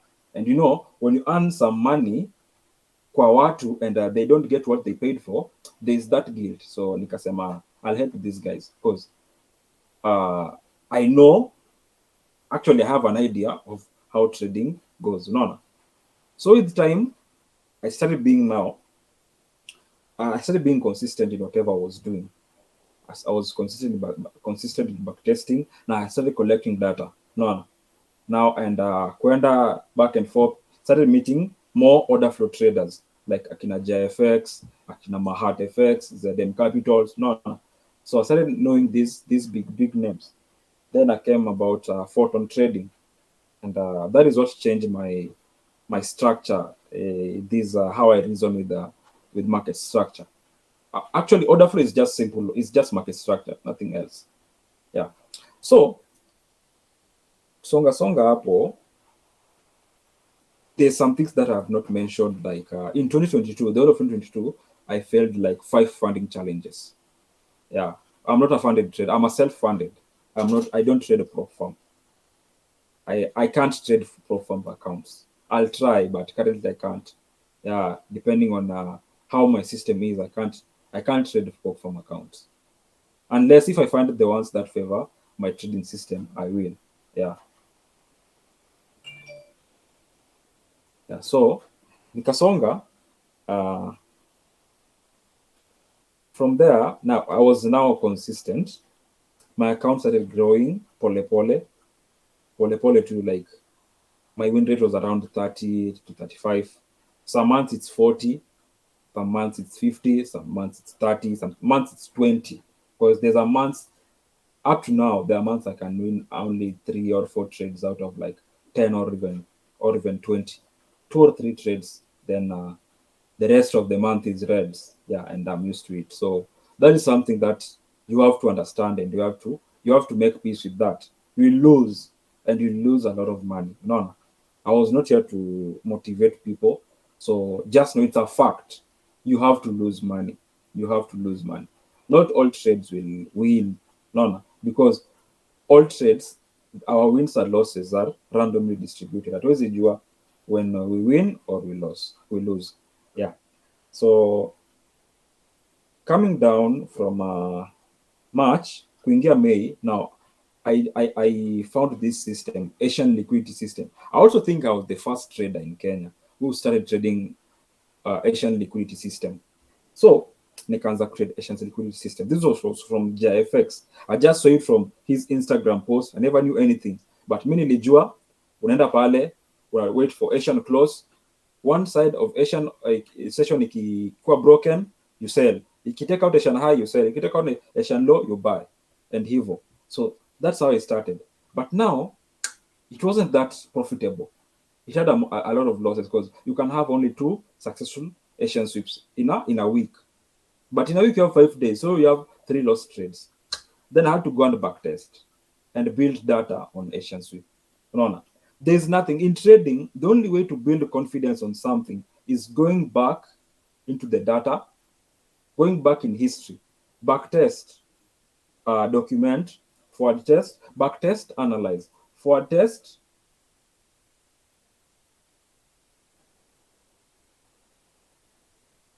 MC Najib Ali, pole, tunakuja. I was struggling, yes. I was struggling. I was profitable, but struggling. Like there's a difference between profitable and consistently profitable. You get? Yeah, there's a difference between being profitable and consistently being profitable. So I was profitable just from the word go, because my system was fire. But now I never knew something about psychology and stuff. So I had my worst losing streak first in February last year. Then kushuka pole kuja in May, the LS ikaanza kwa fine trading GU and EU and EG kushuka, then started trading GJ.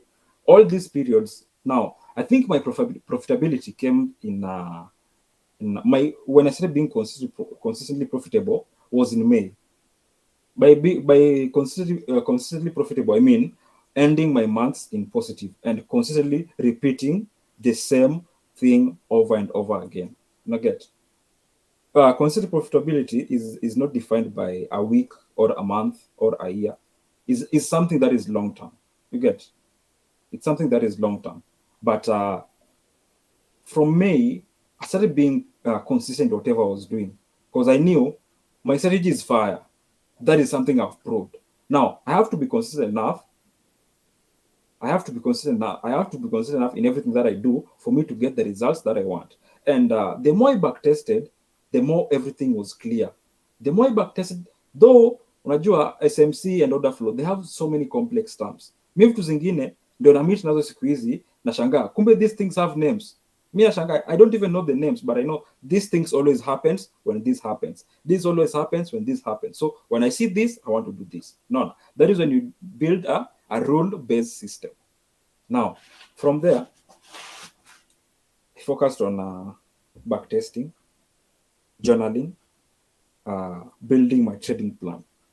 I built a solid trading plan, which I have been modifying all through. Whenever I learn a new thing in this Forex market, you must be ready to learn and relearn. That is something that is a must. You must always be ready to learn and unlearn. Learn and unlearn. Always. Yeah. So, nikasonga. I don't know why some of you guys mnaambiwaga you should not trade demo nini. Demo is the way to go. Demo is your way to go. No, demo is the way to go. You have to start with demo, backtest, forward test. No.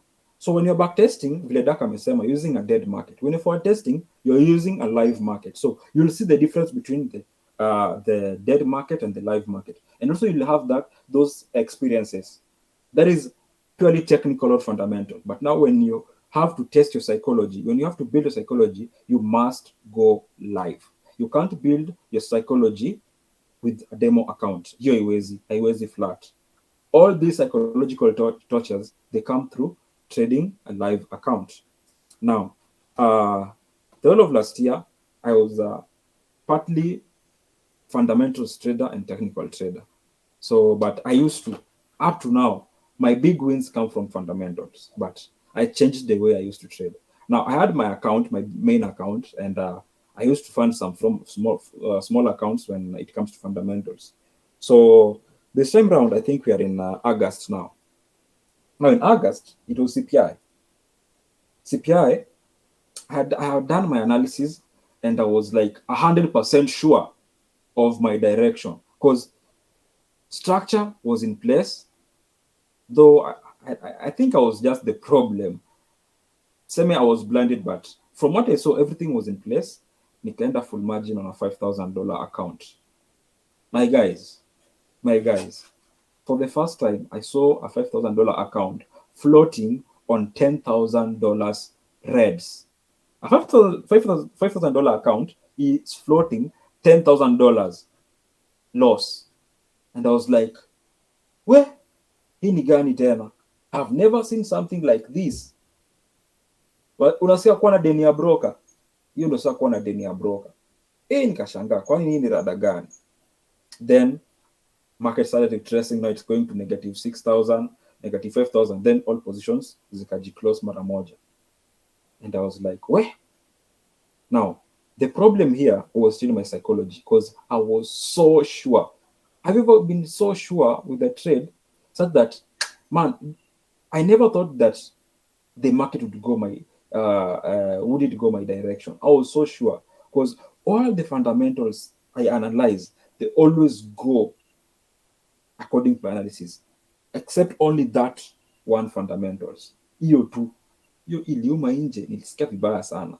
So kuna ile ego, you see that ego, like ile ego unaweka like I can't lose. I knew technically I can lose, but fundamentals, nilishaka your ego that I can't lose. I'm the market lord. Like fundamentals are so easy, nimemaster. I can't lose. After hitting that loss, now I had to agree. Ilibidi nirudi chini nijikubali, nijiambie bro, it's all about probability. It's all about probability. Anything can happen. Going back to trading in the zone. Sikapo McDouglas anakutetesha. Now I came up with the decision. I want to be trading fundamentals. And I stopped trading fundamentals. Ile like aggressively trading full margin on fundamentals. Niliacha kabisa. I no longer trade fundamentals full margin. Hiyo time I was a full margin trader. Yeah, that loss, it wasn't like hiyo like nisemaje kubali, that is hiyo ndio kitu niuma. Like not even losing the money or anything, but like losing a trade that was 100% sure was a win, hiyo ndio kitu niuma. So I just had to make peace with that. And since then, things have been good. September, November. September was a positive, November positive, December. Now, when I was approaching towards November, I came to a decision of I will stop trading all other pairs and focus on Euro USD. Apparently, I started trading 22 pairs. When I started trading Forex, I was trading 22 pairs. Then I went to 10 pairs. I went to 5. I went to 3. And currently, I'm trading only one pair. I'm trading only one pair, which is Euro USD. So I mean, some like the painful part or the sad part of the story hapa hivi. Nataka ikuange tu story yenye wasao wanaweza sikiza kila kitu iishe. So, and also it should not serve as a motivation that you can be profitable in less than a year. It's not easy. It's not easy. I've not talked about me working like for 20 hours a day. That is something I've not talked about. I used to backtest for 20 hours, learning and backtesting 20 hours a day for like 2 consecutive months. Because I know most of you can't do it. Yeah. That's not, I don't want to be a motivational on anything. So up to now, that is who MGK is. Yeah. Currently, I'm a 6-figure trader. Proud. I'm proud of that. And niwaambie nini? Niwamotivate au niwaambie just keep pushing. Everything will be in place. Yeah. Usiwahi give up on trading. Okay, kitu ingine naweza waambia ni once you start trading, it should be only trading. Only trading. Don't have a plan B. Mimi, when I started trading, I had to quit something that was giving me 100K a month. On a good month, I would make 200 to 250. I had to quit that and focus on something that gives you money when it likes. You know, Forex want to give you money daily. Not every month will be a positive. No. Hiyo kitu, like, haiwezi kuwa, it can never happen. And I left my sure source of income to come and gamble. With time, I realized it's not gambling. And it's about knowing yourself. Because trading reveals you. No. Trading inakureveal. You know yourself. No. Trading inafanya ujijue. Most of you nikikuuliza who is so and so, who are you? Utaniambia jina yako na penye unatoka. But personally, haujijui. No. Trading reveals that person to you. Trading tells you you are a greedy person, you are anxious, you are not patient. No. Trading will reveal that. But the only way it will keep you in the market is when you learn to control the inner you. No. When you decide to be bigger than yourself and control that inner person who is always greedy, mwenye ana make decisions based on emotions and stuff, hizo vitu zote. When you decide to manage that guy, when you decide to understand him, now you come to an agreement that when this happens, I'll do this. No. That is when you'll start seeing some changes. You'll be profitable, yes, but being consistently profitable, you have to understand yourself. Ini kitu, hata mimi sisi sema ati sahi nimeiva psychology or something. I still lose. I still sometimes overtrade. I still sometimes over leverage. You get? But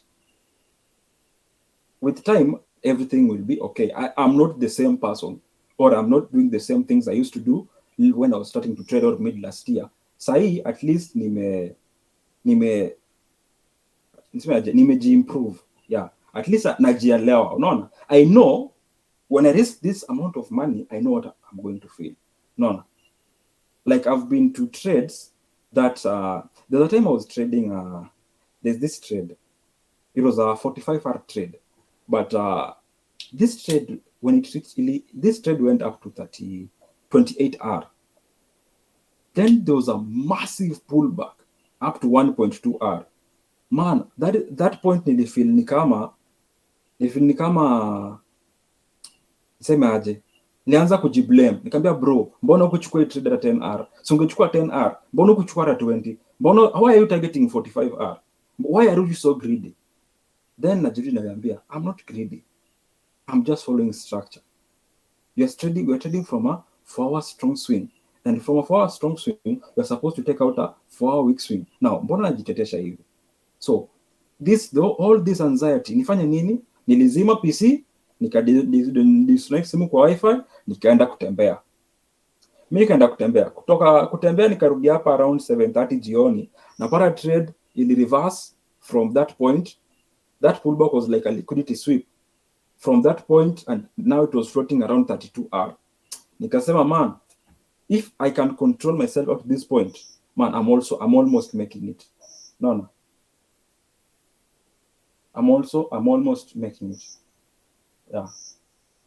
Scalpers, join my Telegram channel for sure, and high probability trades. I think Najib Ali is here for marketing. I think this guy is here for marketing. He's not even here to learn or something. Sina Not ubaya marketing. lakini. Okay, there's someone ameuliza around making money and 2 pips tight stop loss. Okay, there's something you guys need to understand. And I always tell people on almost all psychological sessions that I talk about, this idea about having a tight stop loss or trading a 2 pip stop loss. I know people who trade 0.5 pip stop loss, people who trade 0.9, people who trade 1 pip, people who trade 2 pips, people who trade 5 pips, people who trade 20 pips, and it's all okay. Trading 2 pip stop loss, it's not bad. Trading 5 pip stop loss is not bad. Trading 20 pip stop loss is not bad. But look things from the angle of risk to reward. None. Mimi, I trade with 2 pip stop loss, and I'm okay with that. My SL size ranges from 2 pips to 5 pips. But how does this affect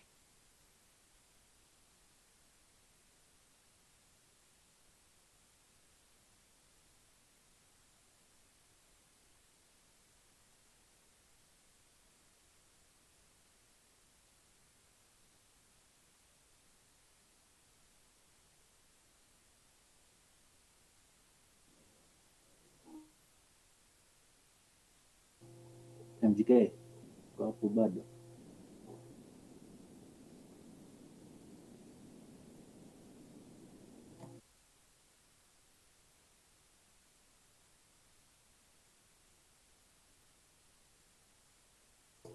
Yeah, network yake. So yeah, guys, you can ask your questions hapo kwa hapo mahali una type kwa chat box. So yeah, they can be answered. At least I may answer some of the questions. Yeah. Also, Dak may answer some of the questions. Yeah. Let's wait and see. So focus. Let's give it to Dak. Dak iko ndani. Dak. Yes. Yes, unaweza endelea. Unaweza jibu hizo questions hapo kabla MGK akaanza. Sorry for the intervention. Okay. Yeah, once more, remove I'm the Najib, yeah. So I'm not here for the marketing, by the way. I'm also a trader and I trade more than 4 years. CRT as in I'm not here for marketing. Even I'm not hakuna nini yote nimeitisha nini paid service. So I'm not here for marketing. As in nilikuwa nasema tu msi anaweza join. I think fake banks ananijua. Kuna Timothy, kuna watu wengi tumekutana na wao last time. So I'm not here for marketing, bro. Number 2, ako wapi ujamaa mwenye alikuwa amesema ametoroka fundamentals? Bro. Najib. Let them finish the session and then you'll come to ask Yeah, after. nataka kuleft because nimekuwa remove. Bro, mwenye alikuwa ametoroka fundamentals, unaweza ni text tupatane, as in unaweza ni text tupatane, sawa sawa? Yeah.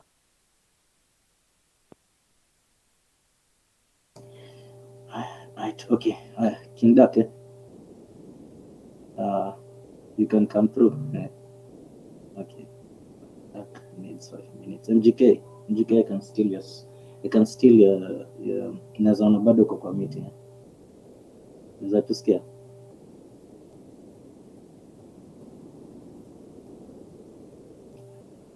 Yo guys. Yeah, he's back. You can continue. Sijui mbona PC yangu imenitoa kwa session. Nimejoin na simu. Okay, nimesikiza kila kitu.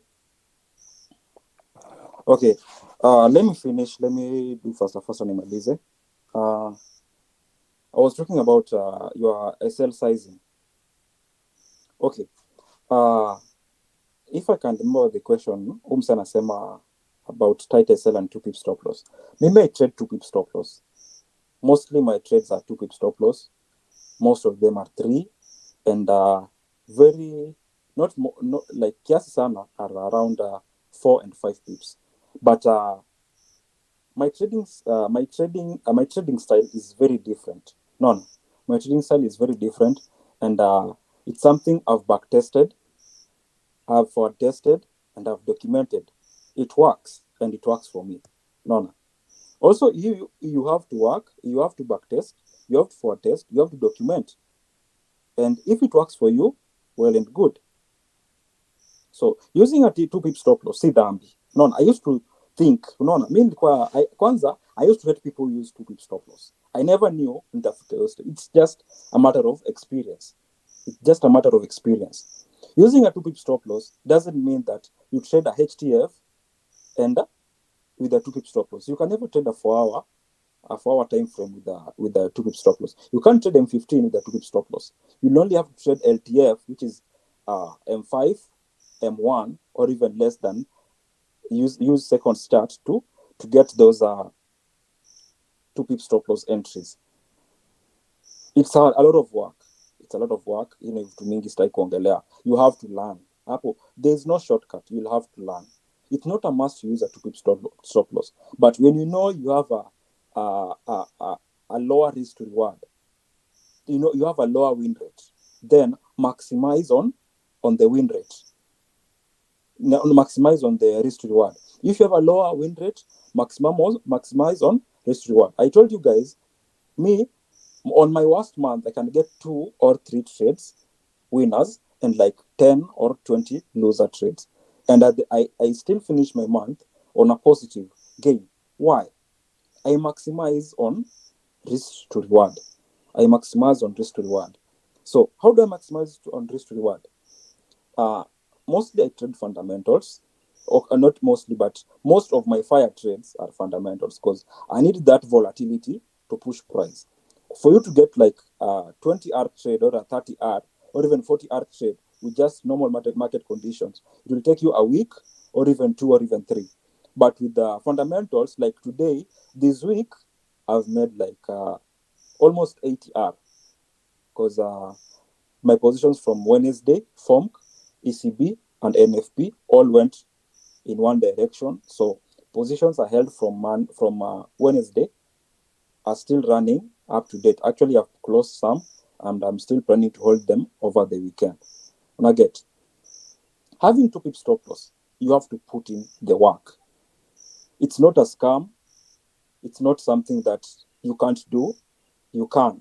When you have a shit win rate, you have to maximize on what? Risk to reward. When you have a 30% win rate, you can't trade on, imagine if you have a 30% win rate and you trade on 3-hour setups, by the end of your 10 trades, you'll have, I think it's, is it 9? So you'll have, I think it's positive 2. Is it positive 2? So you'll have 2R or 2% or 1% gain, depending on your risk. But if you have a 10R, if you focus on 10R trades, and let's say you win 3 trades and lose how many? Lose 7. You'll have negative 7, but positive 30. So your total risk to reward will be positive 23. No, that's better. So I maximize on what? On risk to reward. Understand the power of risk to reward combined with your win rate so that you can survive. No. When you use when you use a lower risk to reward, you're not growing. No. So kitu kama 3R will force you to have a good strike rate, like around 40, 50, 60, 70, or even 80% win rate for you to survive on 3R. But I don't need I understand it's hard to achieve those win rates, but you can. There are some months I've achieved like 80. There are some months I've achieved like 20. So it's something that it's dynamic. It's never constant. But the average is around 30 to 35. So it's something you have to make peace with. You have to understand probability, understand randomness, understand risk reward, and understand risk management for you to make that good money. that good money, like for you to be to stay in the market, not even just making money, for you to survive in the market, because you might be making money, but when you lose until it interferes with your psychology. No, kitu kama hiyo. Sijui kama you guys mmenielewa. Mimi, I think I'm done. There's nothing much I can say. That's me, that's MGK, and my small journey. That's all. So I can respond to your questions before tumalize. You're supposed to finish at 10:30. It's 10:37. I think we still have time. Like, you can continue. Okay, mtu anasema lower win rate maximize on risk reward and higher win rate vice versa. No, it is not a must. It's not a must that you higher win rate. When you have a higher win rate, that means you win most trades. You win most trades most of the time. No. So if you have a higher win rate and higher risk reward, now you are good. It doesn't mean that if you have a higher win rate, you should have a lower risk reward. You should always maximize on a higher risk reward, because that is where the money is. The money is not in the win rate. The money is in the risk reward. MGK, you haven't said the best YouTube channels for order flow learning. Apparently, there is no YouTube channel that teaches the best order flow. But you can check out JFX. You can check out JFX, MahadFX, ZM Capitals, Photon Trading, Phantom Trading, MentFX. There are so many. But for you to get that in-depth, you have to get their course. And I would recommend get Photon Trading. That guy has mastered structure. Like, the best explanation of structure you can get is from that guy, Matt of Photon Trading. Master structure vizuri kabisa. And since I took that course, my understanding of structure has changed. My understanding of supply and demand has improved, on liquidity and stuff, also on my entries. And it has boosted my confidence. Yeah, hakuna kitu kingine naweza sema apart from that. Now, I'm responding to your question, guys. Nani tena kuna swali?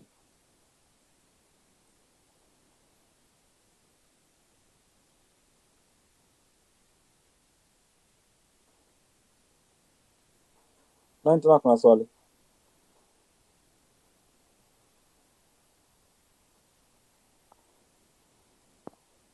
Channel name, just JFX ZM Capitals. Which broker are you using for such tight spread? I use XNS Zero Spreads. I use XNS Zero Spread. And is it FX Fusion or Fusion Markets? Yeah, Fusion Markets. I said I'm not funded. The reason why I'm not funded is I love trading fundamentals. So most of my fire trades come from fundamentals, and most of prop firms, they limit people from trading fundamentals. There are some prop firms actually I passed, but they need to trade fundamentals. No, you get email, account number, what has been breached. You have broken the rules, eh? So I don't see the need of being funded. I'll just try to fund for me to get that $1 million in account. But I don't see the need. Mimi sioni the need, but I can try. Yeah, if I get a prop firm that allows you to trade fundamentals, nitajaribu. Yeah.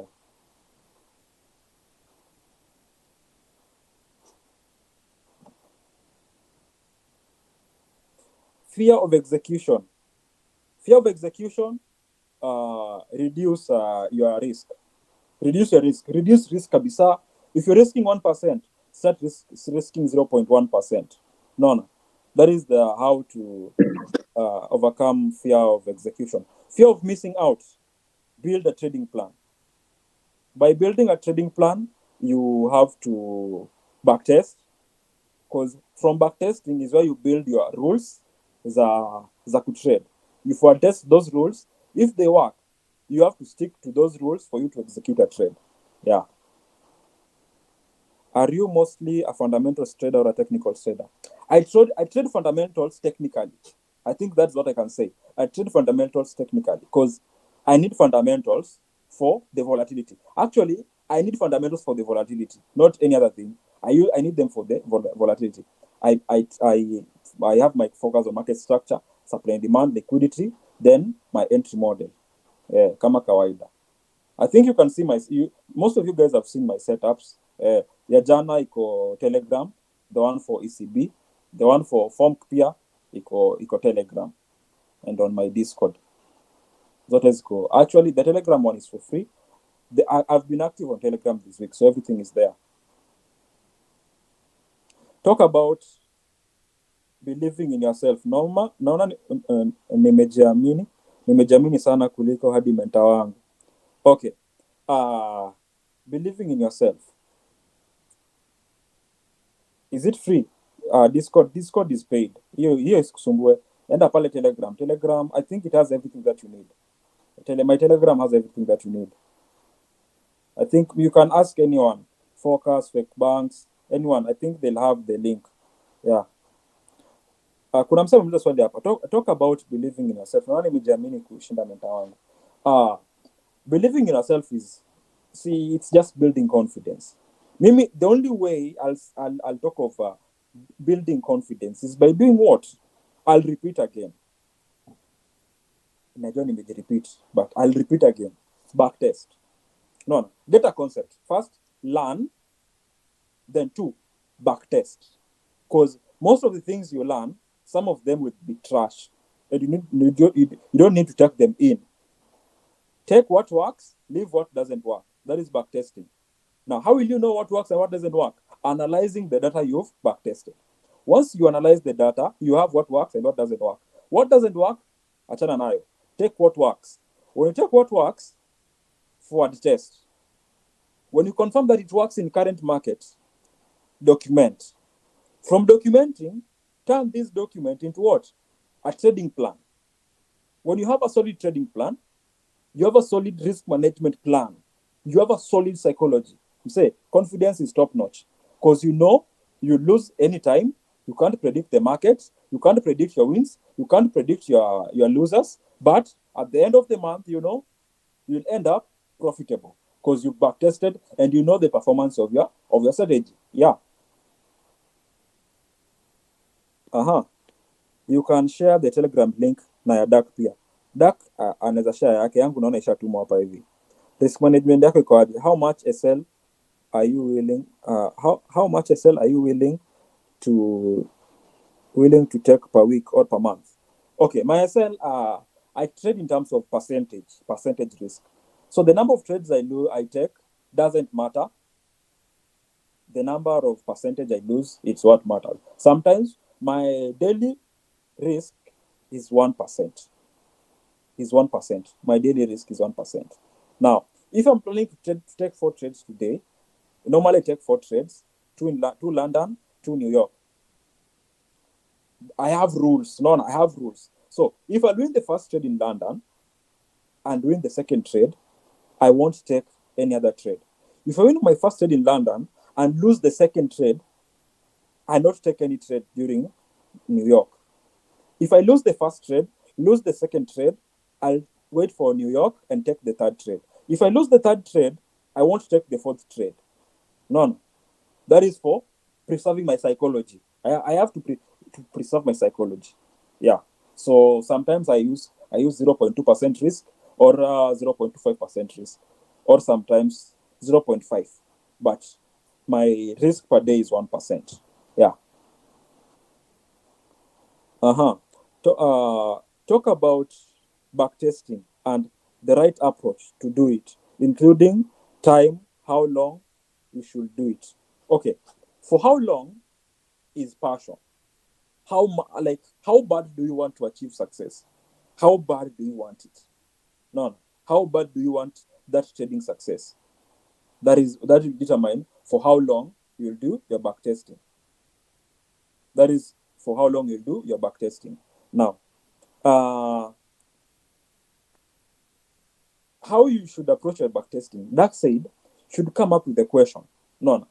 Come up with questions. If you have an already running trading system, but if you are from learning, because you have to learn first, then you test. You learn first. If you're from learning, what you should do is there are different phases of learning, and there are different concepts you learn. So I'll advise, collect data on what works on every concept: market structure, supply and demand, liquidity, entry models. Collect what works. What works, go and backtest. From backtesting, also filter out what works best, because from backtesting we'll have what doesn't work, what works with a lower probability, what works with higher probability. We only want to focus on higher probability. So what doesn't work and what works on lower probability, achana nazo. Pick what works on higher probability. Hizo are the data from your backtest. Record everything in a statistical form. None. Sema, I backtested about this, and this is the outcome. If I do this, this happens, and this is the percentage of the occurrence. None. Evil. From that, you are building what? A statistical data of the strategy. None. So that is backtesting. None. From there, you backtest that data, you forward test that data. Again, from forward testing your data, you are backtesting 2020 data. But now, on 2023 data, this doesn't work that much. But this other one, this one is a bit new, it works. So now we are in 2023 May. Let me backtest 2023 January up to April. Now, this new thing works in 2023. I want to use this. I'll document this one and put it in my trading plan. None. Suppose it's about strong swings and weak swings. None. You must know that when a weak swing, an internal weak swing takes out an internal strong swing, it doesn't become a strong swing. None. It's vitu kama hizo. From there, you collect that data, and now you update the trading plan, because you have a trading plan from backtesting data 2020. But now when it comes to 2023, it's a bit different. No. From there, that data becomes your trading plan. Now, fund an account, a small account. Now, one mistake you guys do, you fund account and you want to make money. No, you ndo shida. You guys fund account and want to make money. But this is a mistake most of us do, or all of us did. We funded our first account and we wanted to make money. What should happen? When you fund your first account, you should be learning, testing. You have to prove that whatever I learned, I backtested, I analyzed, and forward tested works on a live account. None. Maybe it was working on demo account, but when I go live, it won't work. You have to confirm. Now, you'll find something, it works on a live account, yes, but now your emotions are getting into the way. That's why I told you, you cannot monitor your emotions on a demo account. You have to have a live account to monitor what? Your emotions. No. Now you'll have to know, I am greedy. When price is approaching my POI, nasikia moyo inaanza kudunda. Now, how to journal emotions? Big analysis. Me, I have my study table hapa hivi. Iko na PC, iko na screen, iko na system, iko na journaling book ya technicals, iko na journaling book ya fundamentals, na iko na journaling book ya emotions, psychology. Then iko na my software ya journaling generally. So I first do hard copy writing. So journaling your emotions. You're not trade now, London Open, then you want to journal your emotions in the evening. Actually, when you trade now and you go to journal your emotions in the evening, I tried it. If you journey, you don't remember anything. Utasema, your trade ilikuwa too fine. But if you are keen, when that trade was going to be triggered, ulikuwa unatetemeka. Why? Price was approaching your zone aggressively. Ama ulikuwa over risk. Ama haukuwa sure na setup. Ama ulikuwa break rules zako. Una get? So, your time unasikia umeanza kusweat. Journal hiyo kitu. Man, vile trade ilikuwa inakuja zone yangu, nilikuwa na sweat vibaya sana. Nasikia heartbeat rate imeongezeka vibaya sana. Nasikia natetemeka. Unaona? Then later in the evening, ask yourself, why was this happening? Go back to that setup. Angalia, why was this happening? Unaona? Now, ukiangalia hapa nilianza kuwa na nilianza kusweat. Nilikuwa nafanyika hapa. Price ilikuwa inakuja zone yangu mbio. Then angalia risk. Instead of risking 1%, leo nilikuwa nimerisk 1.1%. So I was not ready to lose that 0.1%. Ilikuwa nafanya na feel ni kama nilikuwa na like some resentment, no, some regrets.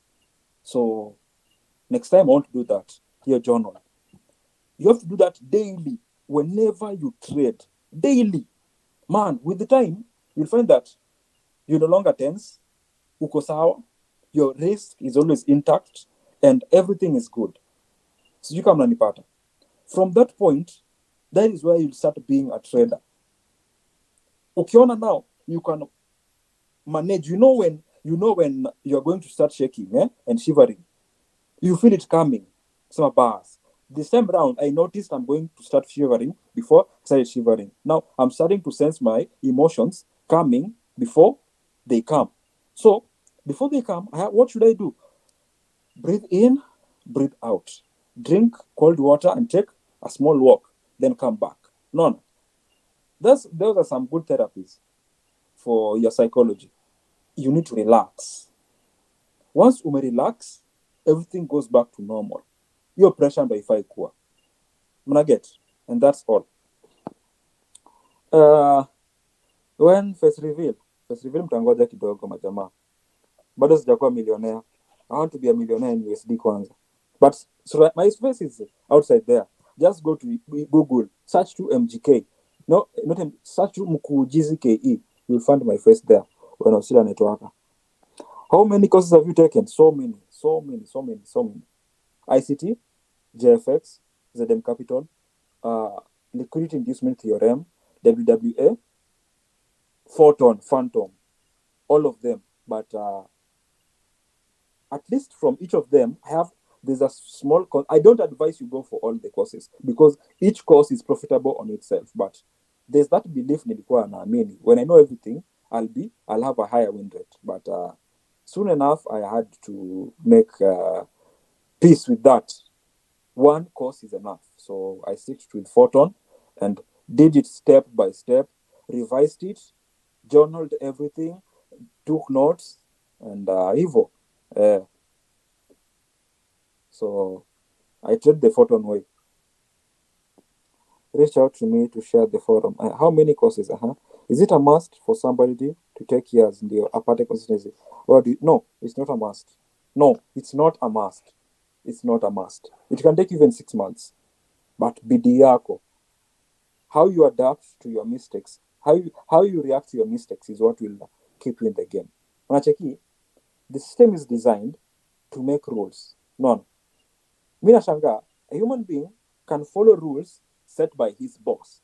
Fika kazi by saa 2, ikifika saa 4 utakunywa chai, kaka ofisi hadi saa 12 jioni kutoka ende kwako because of money. But now, when it comes to setting your own rules for you to make your own money, you can't do that. Why?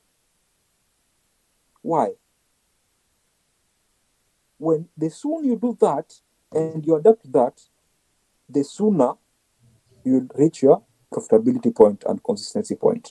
But I can't say that I'm still consistent. I want to do this for 5 years. Then I look back and say, manze, nimekuwa consistent. No. Because bado, 1 year is not enough. 2 years is not enough. I want to do this thing for 5 years. Then I look back, man, nimekuwa consistent enough. I do it for 10 years. And I look back and, man, I've done my best. 15 years, 20, 40. And when I look back, I'll be proud of myself. Yeah. Any reason for choosing EURUSD over other pairs? EURUSD has the highest volume. It's the most traded instrument. It has enough liquidity in the market. It obeys order flow. Yeah, it respects on order flow. I'd suggest Microcent account over demo trading.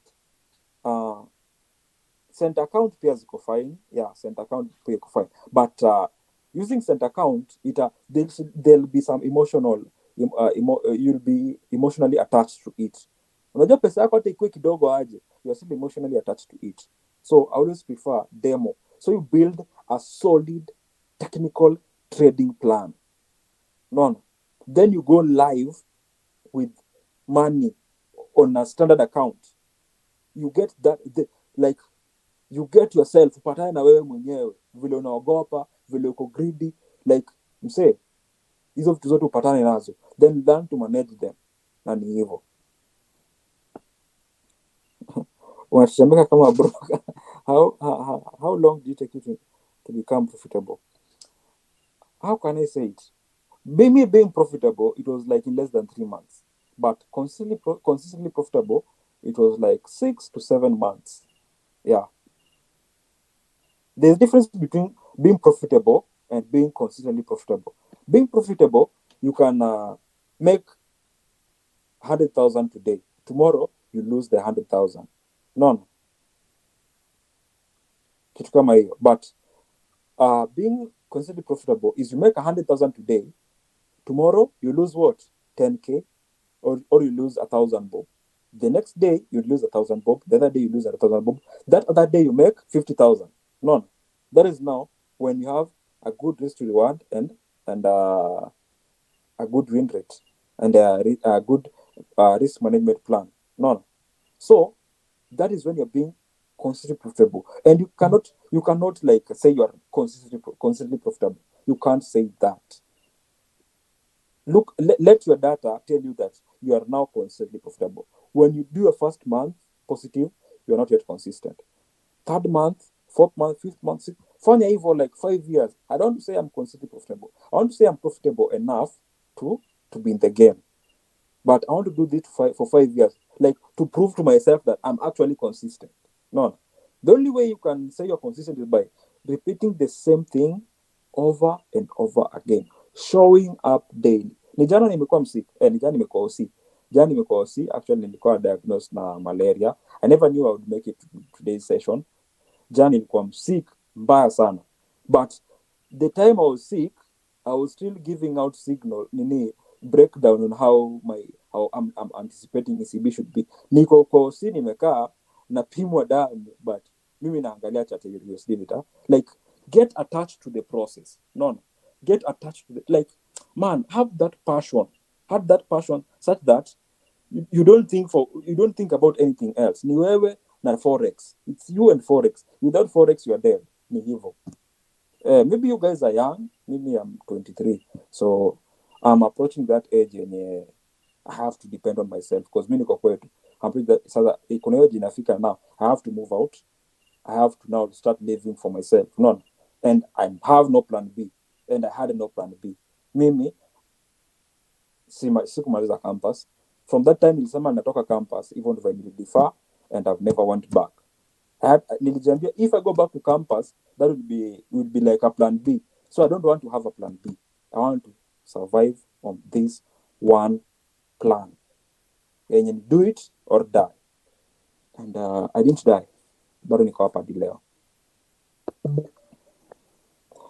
What are the best currencies to trade? Currency pairs or currencies? What are your take about liquidity? Structure is better than liquidity. So you have to master structure first before knowing.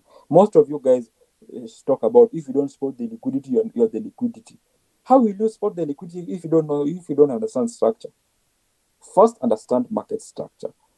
The simple market structure you learn. Higher, high, higher, low. Lower, high, high, lower, low.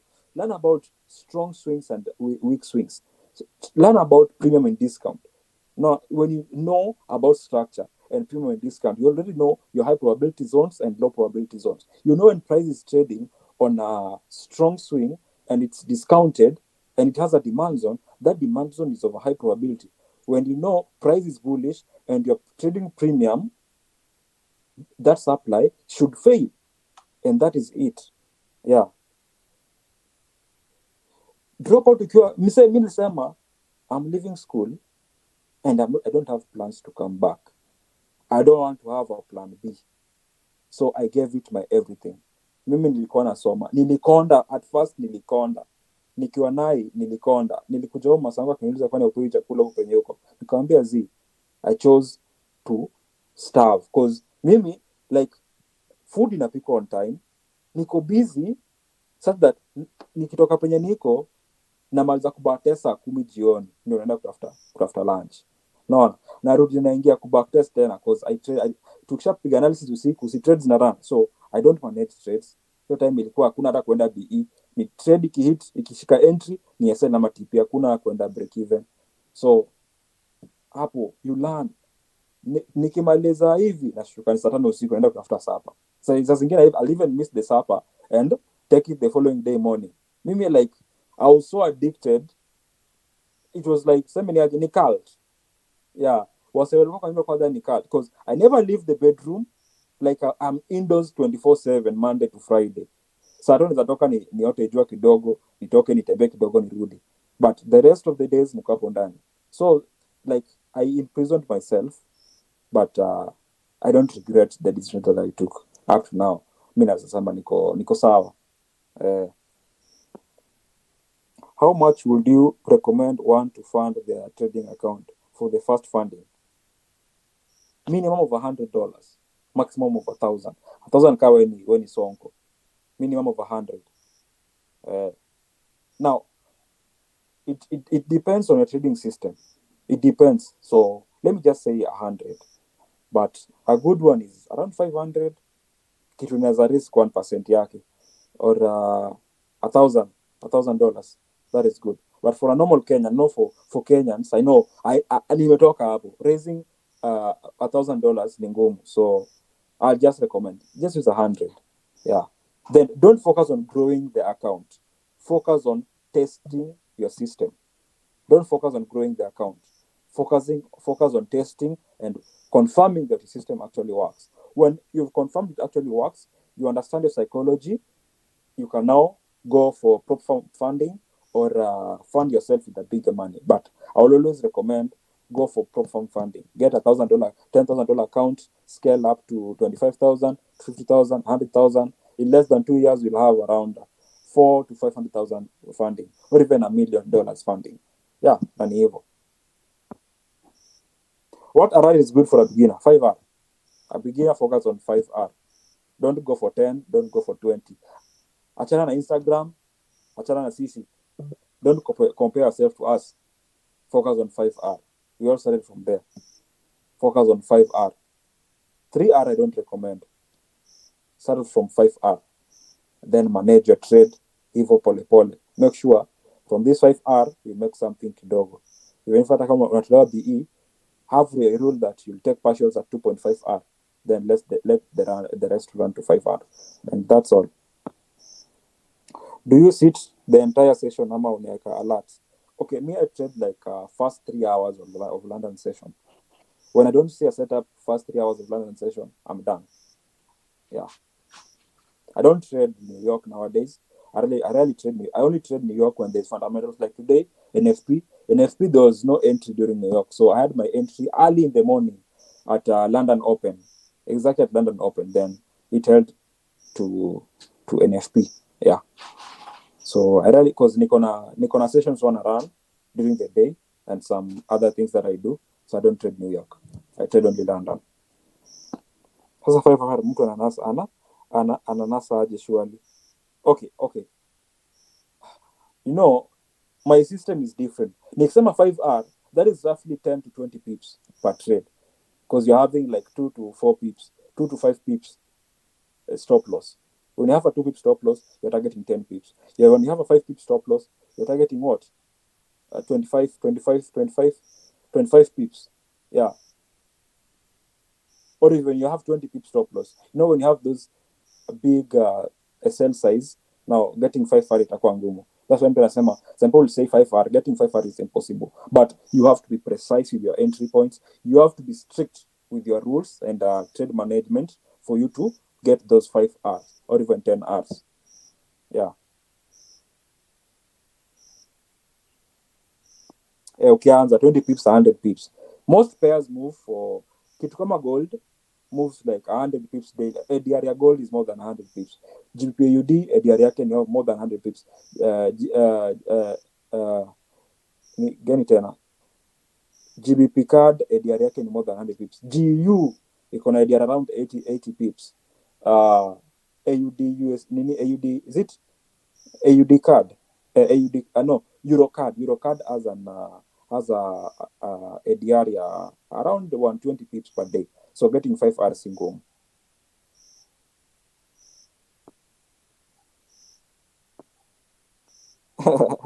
Ationa sasa hiyo ina make sense. Sasa kupata 5R inakuwa rahisi. In that sense from ni snipe. Okay, then don't get obsessed with sniper entries. Don't get obsessed with sniper. Don't get obsessed with those things will come. Me, like nowadays, like sniper, like I expect all my entries to be sniper, so it's normal because you have that strict entry model. You follow your systems. You follow your trading plan to the ladder. You don't make any mistakes. So it's either stop loss or your snipe to TP, like that. Man, I think nime respond to all the questions. Sindio? I've responded to all the questions. And thank you guys for attending. I never expected the attendance to be this. I knew we were going to hit 100, but I never knew that we'd go for 100 to run for 100 for more than 1 hour. Yeah, and I think we are still at 80 plus. Yeah, so guys, see, let's call it a night. Let's have a weekend. Weekend si ya kupiga sherehe. Weekend si ya kupiga sherehe. Nilisema, don't use the weekend to escape the life you have. Use the weekends to build the life that you want.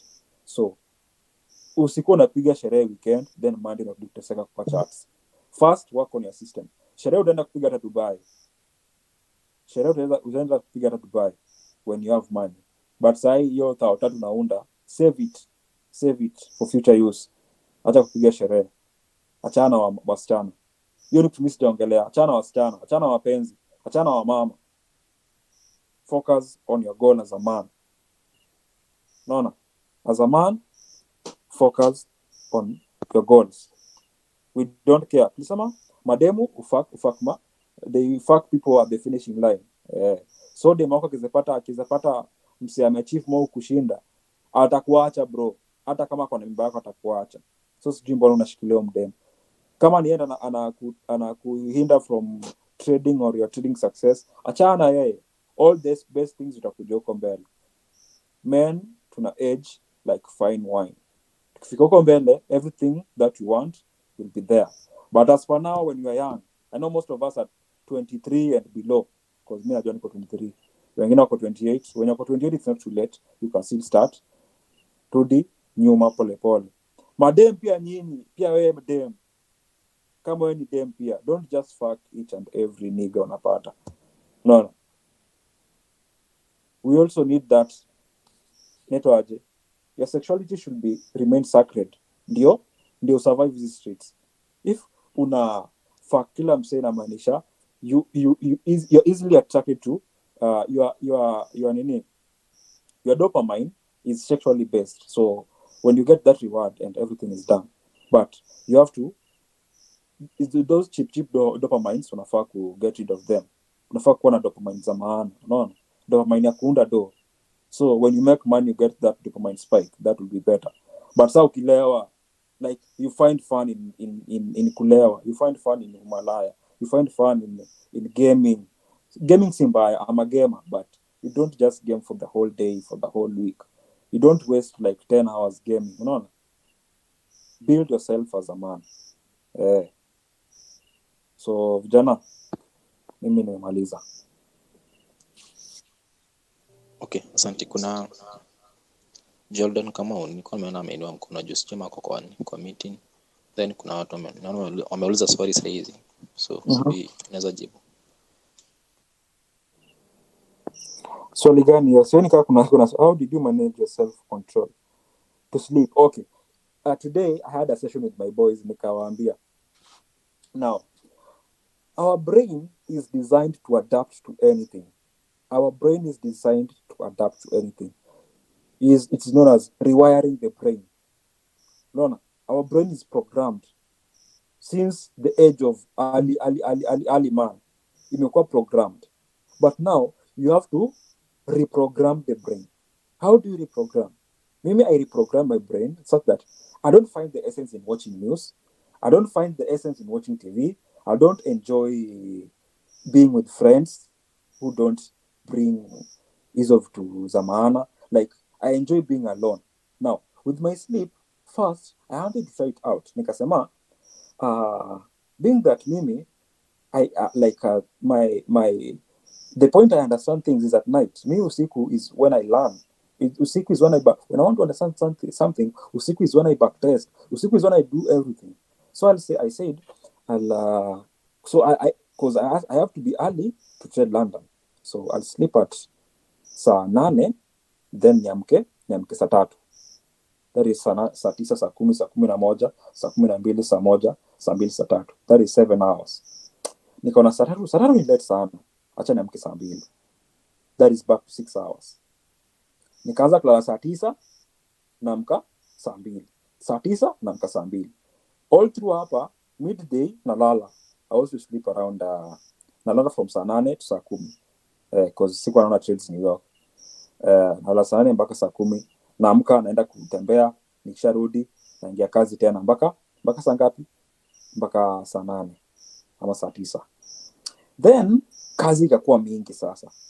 Nikaanza kukosa time ya kulala mchana. So I'll work from morning 7 ama 8 hivyo mpaka saa 8 usiku. And I'm like, leo sikulala mchana. Ngori. The following day I work from 7 mpaka saa 8. Kwani leo nasisikia usingizi? Kwani na happen? So pole tu hivi I found myself not sleeping. Then kuna time kazi ilikuwa mob such that nilikuwa nachoka. I used to backtest a lot. Nilikuwa nachoka. By saa 10 nilikuwa nimechoka. Then nikaanza kukunywa Monster. I started drinking a lot of Monster. Then Monster ukikunywa unakosa usingizi flat. Ukunywa Monster around saa 1 ama saa 2 jioni. Mse saa 12 asubuhi itafika kama uko tu macho hivi. Unaona? Kama uko tu macho. So it was good, but ilifika point now sasa ilikuwa inaniumiza. Because when I had nothing to do, nikisha kunywa Monster, my heart rate was so high. I was sweating. So ilianza kuwa na side effects. Then nikacha kunywa Monster. So tried coffee. Then it's not my thing. Me, I can just, if I'm not sleepy, I'll not sleep. Or if I'm busy, I'll not sleep. So I always do it. Nasikizanga, I used to listen to this motivational speaker, Eric Thomas. Eric Thomas says, don't stop when you are tired. Stop when you are done. No. Don't rest when you're tired. Rest when you're done. So I have my daily goals. I won't sleep until I achieve my daily goals. Kama my aim was to backtest and take some notes, I won't sleep until I finish. And that is what has made me who I am today. My dopamine spikes when I'm doing something constructive, not when there's a reward at the end. No. I enjoy doing everything. So even doing these sessions, actually meaning say I love doing sessions. I have sessions daily. Apart from trading, I have a group of people which we have sessions from Monday to Friday daily. No. Last week I think I was having boot camps. After boot camp was running from saa 4 to saa 6. From saa 6 to saa 8 usiku, I used to have another meeting with my group members. And I enjoy, because, man, I enjoy trading. I enjoy discussing how to trade. I enjoy discussing order flow. Like, I enjoy discussing, I'll enjoy everything. No. Like, I'm fully committed to what I do. I love it. No. I'm not doing it for the money or anything. It's just passion. Now, money is coming like as a byproduct. And since I started doing that, do imekuwa mob excess.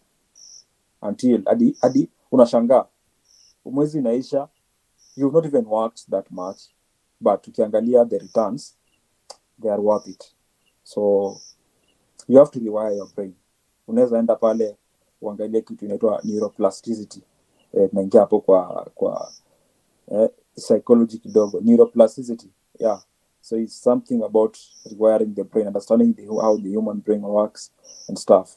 Hizo ndo vitu zenye mimi nimesaidia. So I know a little about everything. Kitu kidogo tu hapa na pale. Ukisikia kitu na kusumbua na pale YouTube uangalie, na unachanuka tu mdogo.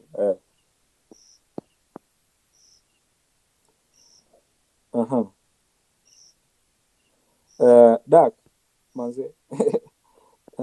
Lack of sleep can kill someone. Really? Sijaona mtu amekufa amekosa usingizi. Some family ni support jani yako. Okay. My biggest support came when I told my dad I'm not going back to school. I told him I'm not going back to school because when I was in school I used to fund myself.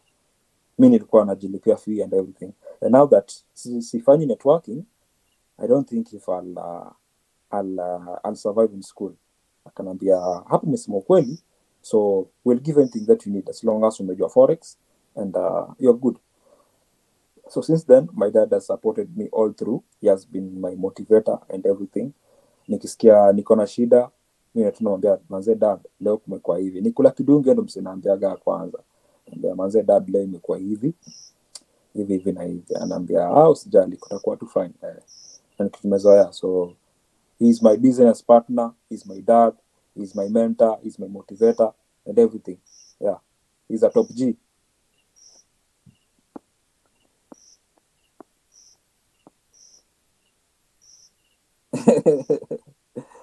Ulikuwa unajilipia school fees ulikuwa unajilipia the school fees. Mambo ilikuwa networking. I was a networker. I used to make some good amount of money. I used to, hapo. Alafu unaweza tuambia utaweza kuwa unapata average ngapi kwa mwezi, if you don't mind. No, I don't want to talk about my income. I'll say like I make like 10 to 15%. On a good month I make like 50%. But I don't want to discuss the figures. I make like 10 on a bad month, around 6 to 7. On a good month, or average month, it's 10 to 15. On a good month, it's 50%. Yeah. Unakumbuka tukisha Chris Black MC, hapo ndo penye niliona networking imeanza kwa fucked up. Msee ameriga market vibaya sana, so I had to think of another thing. Nilikuwa nimetoka kurifaa watu so msee wanaweza nikujia kwetu. So majamaa, I think kuna msee amesema anataka Daka amalizie, sijui Daka hapa atupe closing speech ama ni vote of thanks, sijui inaitwa aje. Kijana daktari. Yes, niko. Sasa tumalizie session. Sasa mimi sina kitu kingine ya kuongeza. Tushaongelea hizo stories za wase wa forward test wa back test, kudocument vitu zako, what rules. I think umeshamaliza kila kitu tu. So sasa tutarudisha meeting kwa host, tupange vile itakuwa.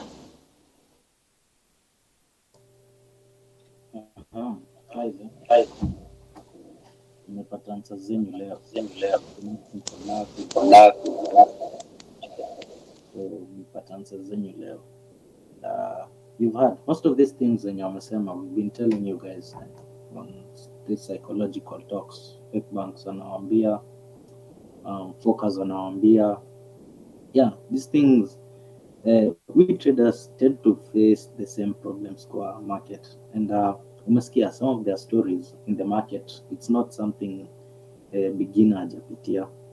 They all passed through the same, but they took their time and they invested in themselves. For trading, there's no backup plan. It's either trading or trading. Unati plan B. They were focused. So what I can say, thanks to MGK, thanks to Dak, we've learned a lot from you, especially me, and especially MGK. I think some things you've been saying, I think I've been experiencing the same things. And yeah, so focus.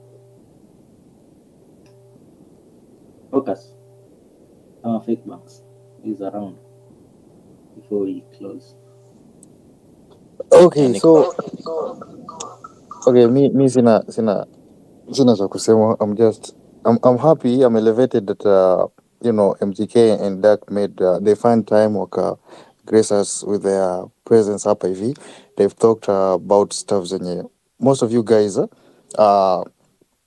mta experience kwa wale wenye wameanza na kwa wale wenye they're still continuing journey, but they're yet to experience what walipitia. Pia you're likely kupitia hapo, like you should learn, unaona, you learn from your mentors. Wacha niseme hivyo. You should learn from your mentors. Unaona squeezy like forex guru ni wengi huku nje. Mtu anakuwa introduce na screenshot ya profit ya mse fulani, then kesho anakuwa trader. Kesho kutwa ashaanza kukochwa sijui nini. Ana skip the process. Unaona? So unapata akona a flock of other traders wenye anawalead vibaya. Mazi hakuna shortcut. Nataka kuambia tu hivyo. Like as you muona Daka akona story yake hapo hivyo, MGK akona story yake hapo hivyo. Wewe personally uko na story yako yenye wewe unajua. Unaona? Hiyo story yako ndio inafaa kumotivate. Like essence yako ni gani? Why did you choose forex? It's because unataka escape from reality fulani yenye imekuwa ikuhold captive. Unaona? A reality is brokenness. Sisi wote hapa hivi like we took forex ama we decided to be traders because tulitaka tu change environment yenye tumetoka, unaona, na situation yetu financially. So treat this thing ama this game the same way you treat kitu yenye unapenda sana. Fall in love with the game. Fall in love with the game. Wewe kama uko hapa like unafanya tu for the sake of doing forex, at unafanya juu umeona focus anafanya, ama juu umeona sijui Daka anafanya, ama juu unaona sijui MGK anafanya, ama juu unaona Storm FX anafanya, ama sijui Fake Banks anafanya. No. Remember, mimi I didn't attract you ama siku kuleta kwa hii industry. Ni wewe peke yako ulikaa chini ukasema maze, this is the way to go. Unaona? So kila siku ask yourself maze, leo nimefanya nini? Leo kuna kitu gani impactful yenye nimefanya kwa maisha yangu ama kwa hii jani yangu ya forex. Kuna stuff fulani inanilemeanga kwa hii forex. Maybe I'm poor when it comes to entries. I'm poor na hizi sessions. Sijui ni session gani inafaa ni avoid, sijui ni gani inafaa ni trade, unaona? Sijui anything about sijui liquidity inducement nini, sijui hizi stuff, unaona? I don't know how to break down the market. Hizi fundamentals zikitoka niko like nakuanga the victim. Unaona? I don't always look forward to easy news because zikikuja zinanitoa. Yes, ume notice like the niche in your journey. Work toward rectifying that niche, unaona? News inakulemeanga. Rudi class. Unaona? There are many mentors. Okay, siwezi nisema many mentors. Personally, mimi niko na msemo moja. Naambianga hapa like kwa kila session, almost kila session. Kama unataka kufanya ku learn fundamentals, tafuta Clemo. Clemo kwa group. Tafuta Clemo. Unaona? Haijalishi kama atakulipisha ama kama atakufanyishia. Kama atakulipisha, it's fine. Lipa mazee because the knowledge anaenda kukupatia ni knowledge itakulipa lifetime. Ni knowledge itakulipa lifetime. But wewe unaenda kwake anakuambia for you to enroll to this you must pay this. Unaanza sijui nini. Then achana forex basi, enda mjengo. Si watu wako in Nairobi wana survive na mjengo. Kwani walio wengi I'm not saying this on the birthday, but walio wengi ni watchman. You can decide to be a watchman pia. Unaona? But kama ni forex unafanya, eka nguvu mazee, eka dedication, jitume mazee. Alafu usikue mtu wa kuabudu profits.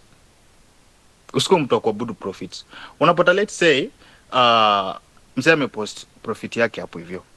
Unaenda, mazee hizi profits. Yes, do you know how long it took for him or her kupata hizo profit? Badala kumuuliza hizi ama glorify the profits, uanza kutamani kuwa yeye. Muuliza tu mazee, I'm impressed na venye kazi yako, napenda kazi yako mazee.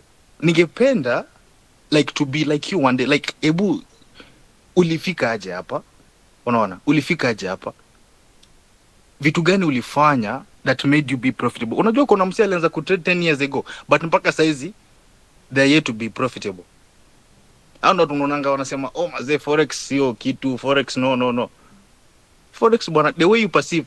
Nakumbuka nikifanya ngani networking nilikuwa naambianga hivi madownlines wangu, the way una perceive like una perceive something, it's the same way that thing itakuperceive. Ni reflex tu. Ukiperceive forex like in a good view, like mentality yako na forex ina align, unasema maze, this is something napenda, like because you fall in love with the game, unapenda forex pia itakupenda, unaona.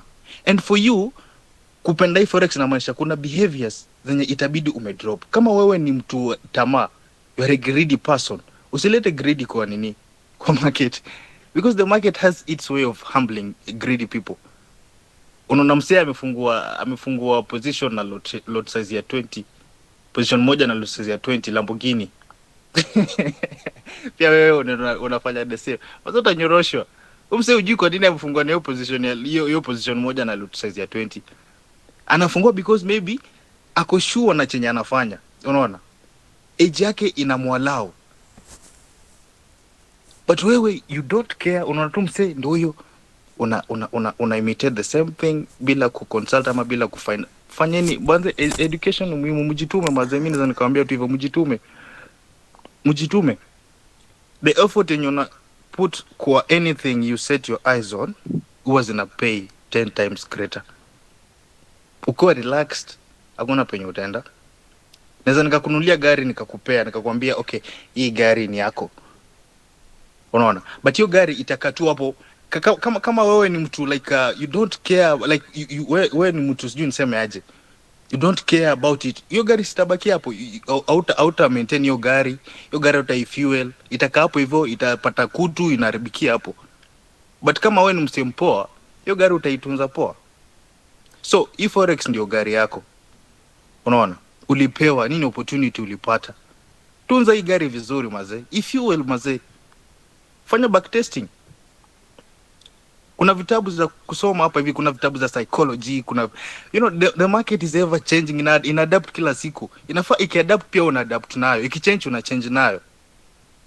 Refresh your mind mazee na some positive stuff zenye zita positively impact your life, ama your nini, your nini ita impact nini yako na forex. Venye MGK amesema, use your weekends well. Weekend sio siku ya kulala ama sijui siku ya kutupa sherehe. Tumia vizuri wazee, tumia vizuri. Wewe weekend ikifika ni Netflix and chill. Uko na marathon ya series. Netflix movie kitoka unajua yote, unaona series kuanzia saa 1 usiku mpaka 6 in the morning. Seriously, uko glued kwa TV, unaona watu wakiact, wanatoka hapo wanalipwa. wewe mwenye waste hours and hours watching hiyo marathon na hiyo movies hizo and series, hakuna place utaenda. Hiyo 1 hour yenye unatumia una waste vibaya, ina kupush further away from your dreams, from your goal, from your targets, from your kila kitu. So sitaki kuongea sana. This wasn't my session, ilikuwa session ya Dark na MGK. Like I said, I'm happy wame to grace with their nini and with their presence and whatever they've said, whatever they've shared. Guys, kindly maze, try to emulate chenye wamesema. Anything positive that you've taken, kuna na zile highlights zenye you take from someone's words, unaona, from someone's words, ziemulate maze, zitakusaidia. Unataka kujua about hizi story na kuna msema ameuliza hapa hivi, nimeona ameshoot karibu swali mara 3 akiuliza sijui two pips stop loss sijui nini. Kama unataka kujua hizi lower time frame entries hizi, kuwa na stop loss titles za 2 pips, unaona, na reward mingi, unataka kujua hiyo, tafuta Jizi ama MGK, unaona, akufunze. Kama atakulipisha it's fine, remember the knowledge ni yake, yeye ndo atadecide kama atakufunza for free ama kama atafanya nini, atakulipisha, unaona. Kama unataka kujua anything, kuna daka kwa hapa hivi, unaona, daka kwa hapa hivi. These are two ni mabeshte zangu, no wapoa, like hata kwa assume ukiricha out, unaona, bora usiende inbox yao unaanza stories za jaba. Unafika uko unaanza dak mazee, leo umetengeneza profit ya pesa ngapi? Sasa kuambia profit ametengeneza itakusaidia aje maisha yako? hata mimi ukinitext hivyo sitafungua hiyo message. In fact nita screenshot hiyo stuff niende nini status. So yeah, kuna hizo community nini links za community zao, I think wamezishare hapa. You can learn a thing or two from their community. As a trader inafaa uko kwa more than one community, unaona. The more uko exposed, unaona, kwa a community of other traders, inamaanisha the more like unapata knowledge mingi. Exposure ni muhimu sana. Ndio maana unanga ukitoa mseo ushago mpeleke town, anakuanga so confused. Anakuanga so confused because anaona hizo skyscraper, anashanga hii ni gani, hii gorofa hii ni gani. Anaona gari anashanga. So hiyo exposure ni muhimu. Trust me, ukienda kwa like ukuwa kwa more than one community, kuna kitu yenye utalearn from this community yenye hauko unajua na yenye hauko learn from this other community. Now when you incorporate all the knowledge you may learn, all the new information you may learn, unakuwa so good at whatever you are doing. That's all I can tell you guys.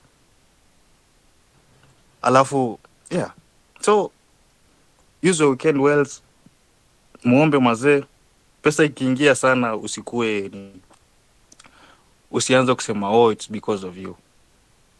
Agunanga it's because of you, no. Hiyo nguvu yenye uko nayo, hiyo kuamka hiyo ni Mungu mazee. Pesa ikiingia usikate hizo. Ndio sasa. Usianze kusema oh sijui nini mazee. Shukuru Mungu mazee. Hata kama uendi church. Okay, naona siku hizi like church kanisa mingi zimegozwa, zimekuwa makalls zingine like kila mtu anauza nini yake. It's okay, you can have your own God kwa your body is your body is the temple of God. Mungu ako na wewe hapo hivyo. Wherever you are, uko kwa kichaka, uko kwa msituni, uko wapi, uko na Mungu wako hapo hivyo. Unaona? Hii uzima uko nayo, umeattend hii session, si kwa uwezo wako. It's because of God. Kuna mtu aliona hii link kwa status yangu, kwa status ya MGK, kwa status ya anyone who posted kwa status yake. But haja make it kwa hii session. Maybe apata ajali. Ngine maybe amekufa. Like you never know, unaona. But wewe you are like it, okay, you are here. Be grateful mazee. Profits zenye unapata, shukuru Mungu.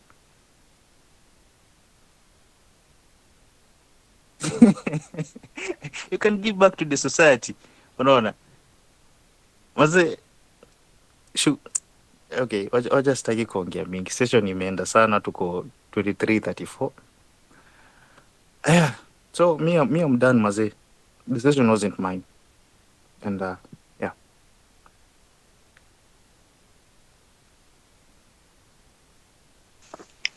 Sina kitu ya kuongezea. Lakini nasema asante kwa Dark na MGK kwa invite. Now the ball is on their side now. Sasa ni kila mtu amue venye anataka kufanya na nini yake na maisha yake.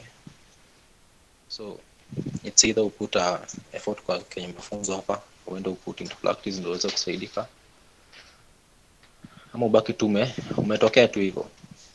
Last psychological talk tukiongea kuhusu Iron Man. Kuna mara ilifika tukasema nini? Uko na options mbili. Option ya kwanza ilikuwa ni ukae hapo chini ujiangalilia like act on emotions and kama hizo, or you get your shit done like you put something in action ndio pata kusaidika. So at least let me break monotony ya bet tumezoea. So asante sana. Yeah.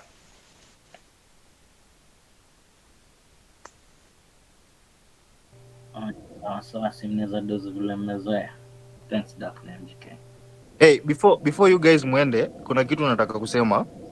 Leo like naona mmeshow up wengi sana. Naona mmeshow up wengi sana. Sijui it's because MGK na Dark wamejoin ama. Okay. Dezo nasema hivi ni like unaona hii nini venye mko hivi wengi, like isikuwe tu ati ni leo peke yake. Isikuwe tu ati it's because MGK amekuwa present ama Dark amekuwa present ndo the number ina increase. Yes, understand kuna hiyo like kuna ile wave venye pia wewe inakuja na wase. But for those wenye wako kwa group, unaona, na wale wenye wanaonanga link ikipostiwa kwa status, ukiona nini maze, show up maze, unaona, show up, because unaona, this is just an example ya vitu zenye huwa una miss, because what they've said is actually what we do talk pia about, unaona. So be showing up, show up because that yo sijui nani ame, no, hii number sio lazima hata ikuwe 100 ama ikuwe sijui nini, but just make sure at least una show up. Show up because focus amekuwa kwa session fulani, ama jizi amekuwa kwa session fulani, ama daktari amekuwa kwa session fulani, ama juu fake banks amekuwa kwa session fulani. No, ukiona opportunity, mtu amecreate hapo opportunity, anataka kuongea about kitu fulani, hata si lazima ikuwe session yangu. Ukiona maybe akina MGK akina Dak wamepost link ya nini, wanataka kuongelea nini, maybe wanataka ku break down the market nini, ama wanataka kuongelea psychology, hizi psychological session, show up, unaona, show up maze, show up. Remember, at the end of the day sisi wote ni trader, unaona, and venye nimesema exposure ni muhimu. Ukiji expose kwa community ya traders wengi, utagain vitu mingi sana. Usikue tu ule msee unasema maze, siko kwa community ya daktari, I can't join. Utaumia wazee. Ati siko kwa community ya MGK, siwezi join hii session yake. Msee sijui utaumia. Wale wenye wana show up kwani hao ni wajinga? Sio wajinga, there's something yenye wanataka ku learn from MGK or from Doug or from anyone. So be showing up. Ukiona lenye kuna tu some people wenye unajua tu ni joko tu, ama huyu ni joka. Unaona? Achana nao. Mtu anakupostia stuff fulani hapo, hata unashangaa sasa. Anyway, yeah. So I think yeah, mimi nimemaliza. The host ama the person who created the link anaweza kanini. Hakuna cha kutaja, like ni hivyo tu venye nimesema tu. Unajua kitu moja focus about psychology ni kitu we can always talk about it, like hata usiku mzima, unaona. Hii ni kitu moja haishagi, unaona. Juu today you're talking about something, you are saying that you're going to correct. Monday nafika, the same mistake you did on Friday, talked about it on Friday night, you will repeat on Monday, unaona. Yeah. To msee anafaa kuwa like it's something that you must kukuja attending all these sessions. What won't help you, haitakusaidia, no. Me, I never needed any psychological session to become psychologically well. I never needed any session. I've never attended any session. Miliona, apparently people go through this problem with psychology, and upper Kenya, don't know anyone who are trying to talk to traders about psychology. Everyone is all about profits, market breakdown, but all these things, when you have that fear inside you or that greed, you'll never make money off the markets. No. So nikasema acha tujaribu psychology, and this is what I enjoy. I enjoy doing psychological talks than even doing or backtest or market analysis, because this is the backbone of trading. This is everything. This is the breath of life in trading. Once you've mastered psychology, it's like umeingia god mode in trading. You understand the game, and you know what it takes to be there. And you know the mistakes that come with it, and how to counter the mistakes. Na ni hivyo. So msishow up hapa juu MGK ameshow up hapa hivi. I know, I understand all psychological sessions are important, because leo tunaweza kuanza kuongelea kitu, that thing will be talked about next week. And don't see you should find comfort that all traders are going the same thing, so I'm going through the same thing, so it's okay. No, it's not okay. You might be going through the same thing, but how I'm tackling mine is different from how you're tackling yours. And the way I'm tackling mine may be better, the way you're tackling yours may be better. So come to the session, skiza. After umesikiza, maybe tumesema zote ni jaba. Go and confirm. Are they actually true? Do they work? Okay, they work, so I'll try them out. And how can I try them out and prove that they're working? Be consistent in whatever I do. If they said I'll start waking up at 7, utaamka 7. But we didn't say amka 7 uanze kuscroll Instagram mpaka saa 3. Amka 7, fanya kitu ya maana. The whole of this week I've been waking up at 3. I've been waking up at 3, doing structural breakdown for my people, Natuma group, both to Discords and Telegram. No, because I know people don't understand structure. So I sacrifice my time. Because, man, there's nothing else like winning with. No, I'm helping people, yes. Most of them are from South Africa, UK. I have friends from Nigeria. I have wengine wako Pakistan. Kuna wa India. My community is full of people from everywhere. But my main focus is on Kenyans. Kenyans, where are we as Forex traders? Are we going to shine like the guys from South Africa? Tutakuja kushine kweli? Or it's just pure hate? Mse Wakenya wako na chuki, Wakenya wako na chuki. Ukishika trade kidogo, mimi wana vile wasee uheto ni Kafuri, nashindwa wasee uko na chuki gani? Mse, I saw Clemo building from scratch. Then I see someone saying Clemo is editing. Nashangaa. Mse, if he's editing, if you have these skills that you know he's editing, why don't you shift that energy to something else that can build you? Unacheki? Can we just come together as traders and help each other na to grow kama traders? Hakuna haja tukue like when Focus does something good, MGK can't appreciate him. Unaona? Instead of appreciating him, mi na hate. Unaona? Fakbank akifanya kitu ya maana, instead of kumappreciate, kumcongratulate, mi na hate. Unaona? Me, I don't understand. I don't actually mean nishindwa kuunderstand. So nisema, instead of talking about these things over and over again, mi nitanyamaza. So mi nikikuwa invited pahali, I'll go. Because the impact is not on Focus. Focus is already profitable. It's not on fake banks. It's not on Storm. It's on you. Wewe. Then don't be sheeps. Don't be sheeps. Like umeona MGK alipost akisema Focus ni mbaya. Focus ana scam watu. Wewe ndio huyo. Ushaanza unaenda kupreach. Una preach something that you don't even know. Don't be used. This is social media. Nasemanga aje? Don't believe anything that you hear and believe only half of what you see. Not nowadays, don't even believe 10% of what you see. None. Ukisikia msa anaongea, maybe they have unsolved grudges. None. Maybe I used to think so many people are bad people, but when I started bonding with these people in Kapata, actually, I say ni wase wa maana. Akina Focus, akina Fake Banks, Clemo, Dark, akina nani, akina Kafuri, akina Asifa, Steve FX, akina Billy, Cliff, GTR wa WCF. Msay, those guys ni watu wa maana. I've been to WCF, I've been to several times, nimekuwa WCF, Kafuri is my friend, mi ni best ya Focus, mi ni best ya Fake Banks. So when you talk with other traders, we are good. But ukiangalia maneuver yuko chini, wanaongea chafu nashindwa. Msay, instead of kuongelea chafu kuhusu mse mwingine, take that time ongea about someone else. Put that energy to something else that will build your life. No. Whatever you say, whatever you do will not change how we make money or whatever the amount we earn. Will not change anything. Just try and think about yourself. No. Because when you discuss someone, a lot of times, that means you say, ako juu yako. Learn from him. Learn from him. When traders come together, we should learn, make money, and be happy. Nothing else. Hakuna haja.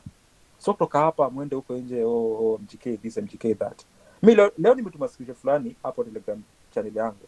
Ikawa dem fulani akasema editing imeenda shule. Shinda huyu saa ametoka wapi? Huyu ni newbie fulani ameshakula vidungi za NFP, akona makasiriko, which is normal. No.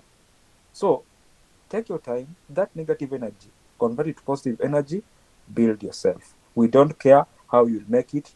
We don't care kama utaharibia jina. We don't care whatever you'll do. Just live your fucking life. Nobody cares. None. We don't care. Sasa ukikufa sisi tutakuja kunywa road trip. Unaget? So build your life. None. Forex is the way to go. If you are focused on education, acha ikuwe masomo. None. Isikuwe ukiona msee ana level up kushinda, instead of learning from him, start beefing and vitu zinazifai. No. Let's build each other, live as a family. We are all Kenyans, we are all black. Tujengane. No. That is the only way we'll make it through. Hapa hivi, this is a game against the smartest people in the world. And you think you'll win alone while hating on others who you should be learning from. They have made it. and you're hating on them, uta make it aje? Utaanza aje?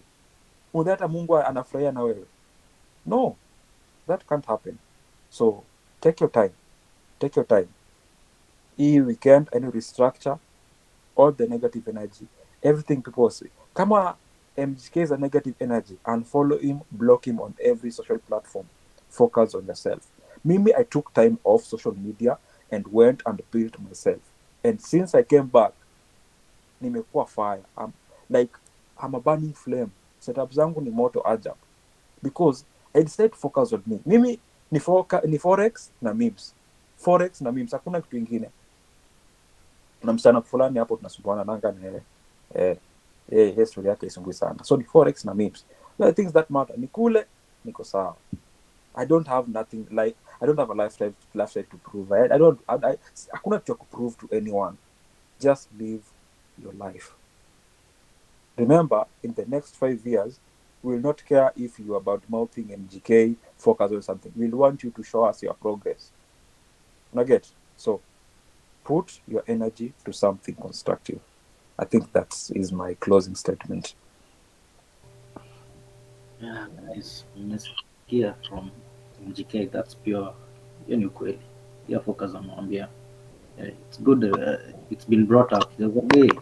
Some guys were talking shit about Focus pale kwa forum yake, and he's giving you guys setups and you're making money from it. When you talk shit, people sacrifice their time. MGK anasema namka 3, mwingine probably anamka 4. Umelala, umeamka asubuhi, chuki tu na tusi mtu hapo. Kila ninasema watu wenye you look up to, Focus, MGK, fake banks, banks, all these people, kina Kafuri, they are successful on their own part. Je, wewe nakutengeneza hizi controversy zote, but they are successful, wamejibuild and they are doing their own thing. They are winning on their own. And if they win, they will do it for their farm, for the people they love. So guys, be grateful for such people in the industry. Remember uko Kenya ni tough. But we got make a mentality everywhere is tough. It's not only Kenya. If you're lazy, you're just lazy. Sometimes Kenya ni kama unaanza tu nili chini. And these guys are helping you out hapa manze. There's a way out. Then uko pale on their shit. Sema hii, sema hivyo. You won't be helped. If you're on a negative energy, and stay with that. Those guys wataendelea tu ku radiate positive energy, itafikia and it will help those it will help. Ukibaki na negative energy yako hapo utaendelea tu ku drown. That's how life is. So anyway, thanks MGK once again. Dark banks, Focus, fake banks, thank you, and thank you each and every one of you who will join. Yeah, so good night. We'll share the session since it's been recorded. Yeah, and before maybe you sleep, guys, I have one request. Yeah, but it's out of the session. Wacha niache kuirecord. So nilikuwa na request your